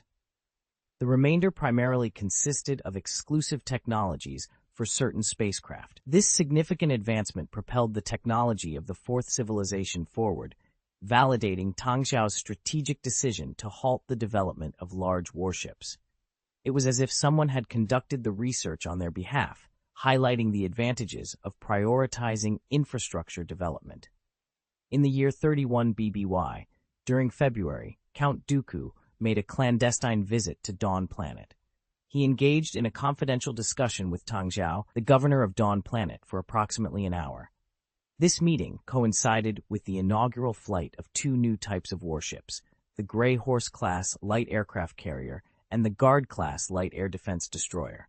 These innovations were not derived from the Jiwen people's technology, but were the outcome of a research project initiated by Professor Qi Jianjun 6 months prior. The Guard-class light air defense destroyer, measuring 100 meters in length, 30 meters at its widest point, and 45 meters in height, could accommodate a maximum crew of 300. Designed as a ship-type warship, it lacked large-scale firepower. Instead, it was outfitted with 8 double-mounted close-in fire cannons. Equipped with an advanced fire control system and target locking system, this light anti-aircraft destroyer was poised to become a formidable adversary for fighter jets. Initially designed with 4 electromagnetic cannons, Professor Qi Jianjun's modifications included replacing them with ultraviolet laser cannons and adding additional close-in defense turrets. The Grey Horse-class light aircraft carrier, designed as a light assault aircraft carrier, was 210 meters long, 90 meters wide, and could house a crew of 450. Its flat design allowed for the carriage of 48 Ghost fighters in 2 squadrons, a number that could increase to 180 with the inclusion of Vulture robot fighters. The introduction of these 2 new warship types was crucial. Prior to this, the Fourth Civilization possessed only 2 fleets, the main fleet, commanded by Matt Horner, and an S-fleet for addressing minor issues. With the acquisition of assets from the Damask Holding Group, the need to protect 120 mining and resource areas, along with numerous caravan routes, necessitated the formation of numerous assault fleets. A single Grey Horse-class light aircraft carrier, supported by 4 Guard-class air defense destroyers, 4 Cobalt Alloy-class heavy frigates, and 4 Pulsar Star light frigates, could undertake a sector assault mission. The Guard-class air defense destroyer posed a significant threat not only to fighter jets but also to the small spacecraft and cargo ships frequently used by pirates. Tang Xiao planned to establish the first batch of 10 assault fleets, with more to follow. To conserve manpower, all crew members, except for the command team on the Grey Horse-class light aircraft carrier, were replaced with B-1 combat robots. Additionally, Vulture robot fighters were used instead of manned Ghost fighters. Note 1. Curious about what the Jiwen people look like? Imagine a grimace mask. Congratulations, you've just envisioned the Jiwen people. However, no images will be provided. For ease of future reading, you can click Favorites below to save your reading progress for Chapter 381, Peach Picking Time, and easily access it from your bookshelf next time. If you enjoy Star Wars: The Fourth Natural Disaster, please consider recommending this book to your friends via QQ, blog, WeChat, etc. Your support is greatly appreciated. After Count Dooku departed, Tang Xiao gazed at the Geonosian solar sail spaceship through the sky and let out a cold chuckle. "Did he attempt to persuade you to join the Separatists, Lord Governor?" inquired Baron Helmut Zemo, approaching Tang Xiao with a respectful demeanor. Count Dooku, with his keen political acumen, undoubtedly discerned our political leanings from Frank's recent actions. He presumed that winning us over would be straightforward, imagining us as a trophy to flaunt. "Look, even the Dawn Planet supports us. What doubts could there possibly be?" Tang Xiao explained, spreading his hands in a gesture of mock incredulity. "He underestimates us. In the Outer Rim star regions, our influence is now paramount. Zemo added, for us to consider joining, Count Dooku must offer something of value. Without it, there's no chance. We can afford to bide our time before declaring our stance. Count Dooku has only recently become Palpatine's apprentice, and his loyalty is at its zenith. It's clear he's not on the same page as us, Tang Xiao observed. Baron Zemo smiled. I was concerned he might have sensed your formidable strength. Being a true Bane Pi Sis practitioner, it's not easy to detect me when I choose to conceal my presence. Besides, even if he did recognize me, I might not be a match for Count Dooku alone, but I could certainly muster enough guards to endanger him. However, I also need him to establish the Confederation of Independent Systems. After all, it serves as an ideal instrument for us to challenge the Republic. Tang Xiao mused with a slight smile. After a moment of silence, Zemo mentioned, Professor Chi felt unwell yesterday. Despite his reluctance to rest, he was eventually escorted away by a nurse. Tang Xiao sighed. I'm aware. His health has been declining, exacerbated by the intense workload over the past few years. But don't worry, I have a plan. As for you, how is the Black Lotus project progressing? General Xianhui proposed reestablishing the Black Lotus as a network hacking force, and it's a viable plan. Despite the Galactic Republic's advanced holographic network and the presence of hackers, no one has yet formed a large-scale hacker force. However, his standards are exceedingly high, Zemo explained. How so? Tang Xiao inquired, his brow furrowing. Memory, reaction speed, computational ability. He's seeking not just one, but a team of human computers, Zemo replied with a rare sigh. Pass this information to Niongxiao. He's currently expanding his operations and recruiting talent. Moreover, he should pay special attention to the BIS people, known for their exceptional cognitive abilities, Tang Xiao instructed. Understood, Zemo nodded. Additionally, Tang Xiao continued, placing a hand on Zemo's shoulder. As our operations grow, it's time you found some capable individuals to help lighten your load. Lord Governor, I would gladly welcome any recommendations you have, Zemo responded, his tone neutral. I've decided to separate the intelligence department from your command. The candidates have already been selected, and will proceed with the transition shortly, Tang Xiao announced, leaving no room for debate, despite the formalities. No problem, Zemo agreed without hesitation. Tang Xiao then looked up and called out, Master, please let Mrs. M enter. Of course, Governor. Mrs. M has been awaiting your summons, came the reply. The door swung open, and a woman in her 60s entered. Dressed in a black suit, her short silver hair complemented her distinguished appearance. Despite the visible signs of aging, her presence exuded an air of elegance and authority that was undeniable. Mrs. M, known for her leadership of MI6 in the 007 series and as James Bond's superior, brought with her unparalleled management and intelligence expertise. The only concern was her age and how long she would be able to serve. Allow me to introduce you, Tang Xiao began, signaling the start of a new chapter in their operations. Baron Helmut Zemo, a key member of my cabinet and the head of our think tank, was introduced to Mrs. M, the newly appointed Minister of MI, by Tang Xiao. After the formalities of their introduction were completed, Tang Xiao addressed the matter at hand.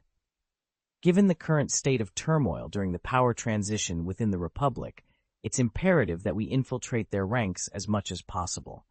I believe, for the time being, this task should be relatively straightforward.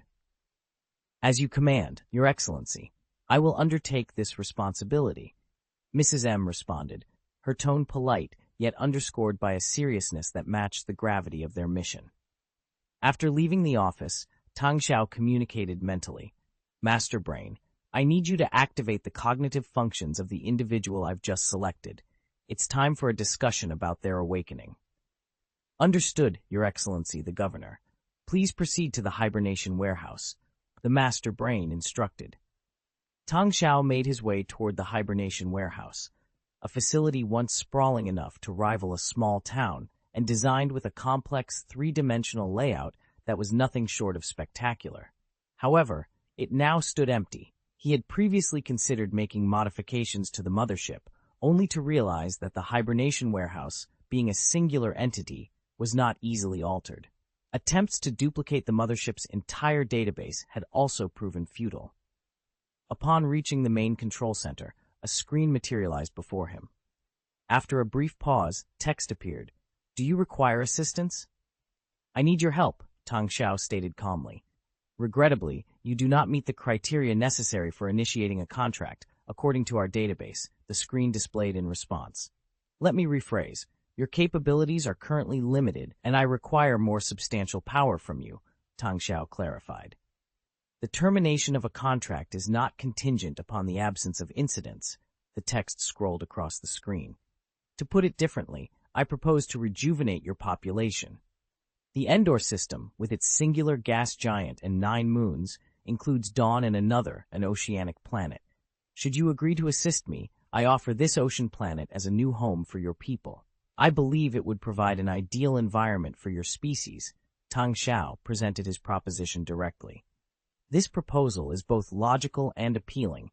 Your offer will be taken into consideration." "I am inclined to fulfill the request you have made," the entity responded, its tone reminiscent of a straightforward negotiation. "That's excellent. I'll begin making arrangements for your awakening, Professor Modin Solus," Tang Xiao said, a smile in his voice, pleased with the progress of their agreement. For readers wishing to bookmark their progress, a favorites option is available below. This feature allows for easy access to the current reading point, Chapter 382, New Department, New Race, upon returning to the bookshelf. If Star Wars, The Fourth Natural Disaster, has captured your interest, feel free to share this book with friends via QQ, blogs, WeChat, etc. Your support is greatly appreciated. Vol 2, Chapter 381, Solarians. After completing his tasks, Tang Xiao lingered in the hibernation warehouse, his gaze fixed on the only legendary character who could be awakened. He contemplated for a long while, but ultimately decided to postpone the awakening. The person in question was none other than Professor Modin Soros. As Tang Xiao made his way to his office, he was unexpectedly greeted by the sight of 2 nurses and a medical robot in pursuit of an individual. "Wait a moment, Professor Modin. Your medical examination isn't finished yet," they called out. "The examination is complete. There's no need to waste time on inefficient procedures," the individual retorted, quickening his pace and speaking rapidly without a hint of pause.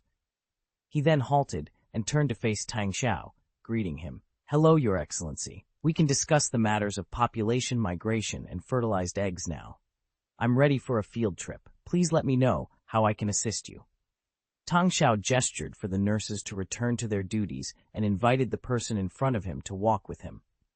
"Let's head to the bridge, and we can discuss matters along the way." The individual was Professor Modin Soros, a Solarian. Characterized by his slender build, large eyes devoid of eyelids or pupils resembling those of E.T., and smooth, speckled skin. His facial features were atypical, lacking a nose bridge or lips, and his mouth was unusually large, a common trait among amphibians. Solarians, a species from the Mass Effect universe, are known for their amphibious nature and rapid metabolism.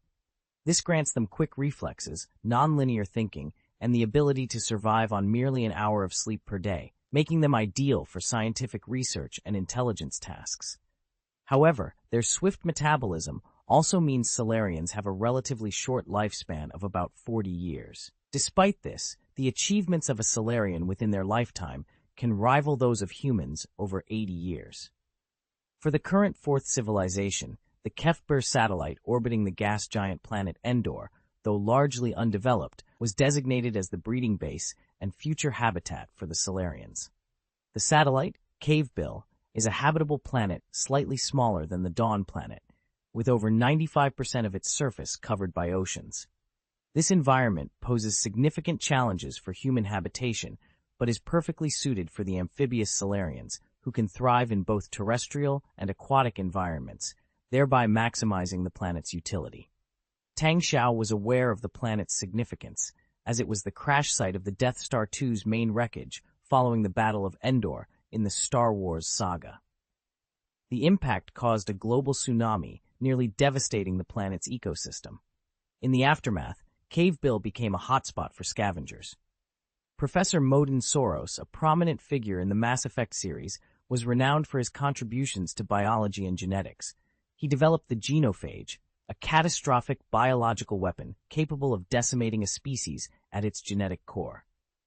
Despite this, he later sought redemption by creating an antidote for the Krogans, marking him as a figure of great significance for both the Solarians and Krogans.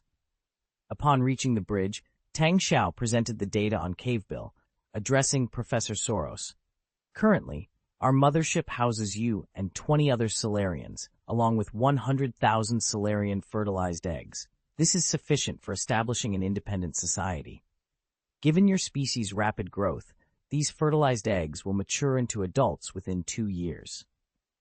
The corresponding, ensuring the survival and prosperity of our community necessitates a comprehensive approach, including the immersion of our youth in sleep learning, Tang Xiao explained.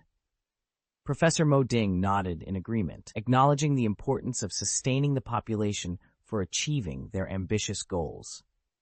Your assessment is spot on, he affirmed. As Professor Mo Ding delved into the documents Tang Xiao provided, he quickly realized the need for a structured society. We must establish a division of labor, plan our population growth, and designate areas for living, production, and a spaceport. It's time to get to work, he declared. Tang Xiao, taken aback by the professor's urgency, suggested, shouldn't we sit down for a cup of coffee first? Plus, you might want to familiarize yourself with the specifics of our fourth civilization. Professor Mo Ding dismissed the idea with a wave of his hand. There's no need to delay for the sake of coffee. Efficiency is key. He then equipped himself with a universal tool and digital display glasses, immersing himself in the data as he walked. Tang Xiao found it hard to keep up with Mo Ding's relentless pace. The professor moved from one topic to the next with astonishing speed, leaving Tang Xiao contemplating whether to redirect their discussion towards the Cavebill planet. However, before he could suggest it, Professor Mo Ding, with keen insight, inquired, "The Solarians are willing to assist you. What do you require in exchange?" "We're looking to establish a new scientific research team to bridge a significant technological gap," Tang Xiao responded, activating his universal tool to project a holographic display. "We've discovered the technology of a long-lost empire, far superior to our current warships. With a war looming in 10 years, we must prepare for the future." The technology list Tang Xiao revealed was astonishingly advanced, originating from the Emma Empire in the Eve universe. Professor Mo Ding, engrossed in the materials, outlined the next steps. "We'll need consultants, experts, and a detailed plan for simulation and refinement. Forming a team is our priority. Let's conclude our current discussion and head to the Cavebill planet." Tang Xiao, slightly amused, pointed out, "I haven't mentioned which planet yet." "Based on the data, Cavebill planet is the only logical choice," Modin replied confidently. Tang Xiao nodded in agreement and promptly contacted Administration Minister Daphne Clement, instructing her to dispatch a team of experts from the Cavebill Planet Development Project to report back. Attachment 1 of the Easter egg chapter, Solarian Biologist, Modin Soros. For easier future reference, you can bookmark this chapter by clicking Favorites below. This will save your reading progress, and you can easily return to it when you next visit your bookshelf. If you've enjoyed Star Wars: The Fourth Natural Disaster, please consider recommending it to your friends via QQ, blog, WeChat, etc. Your support is greatly appreciated.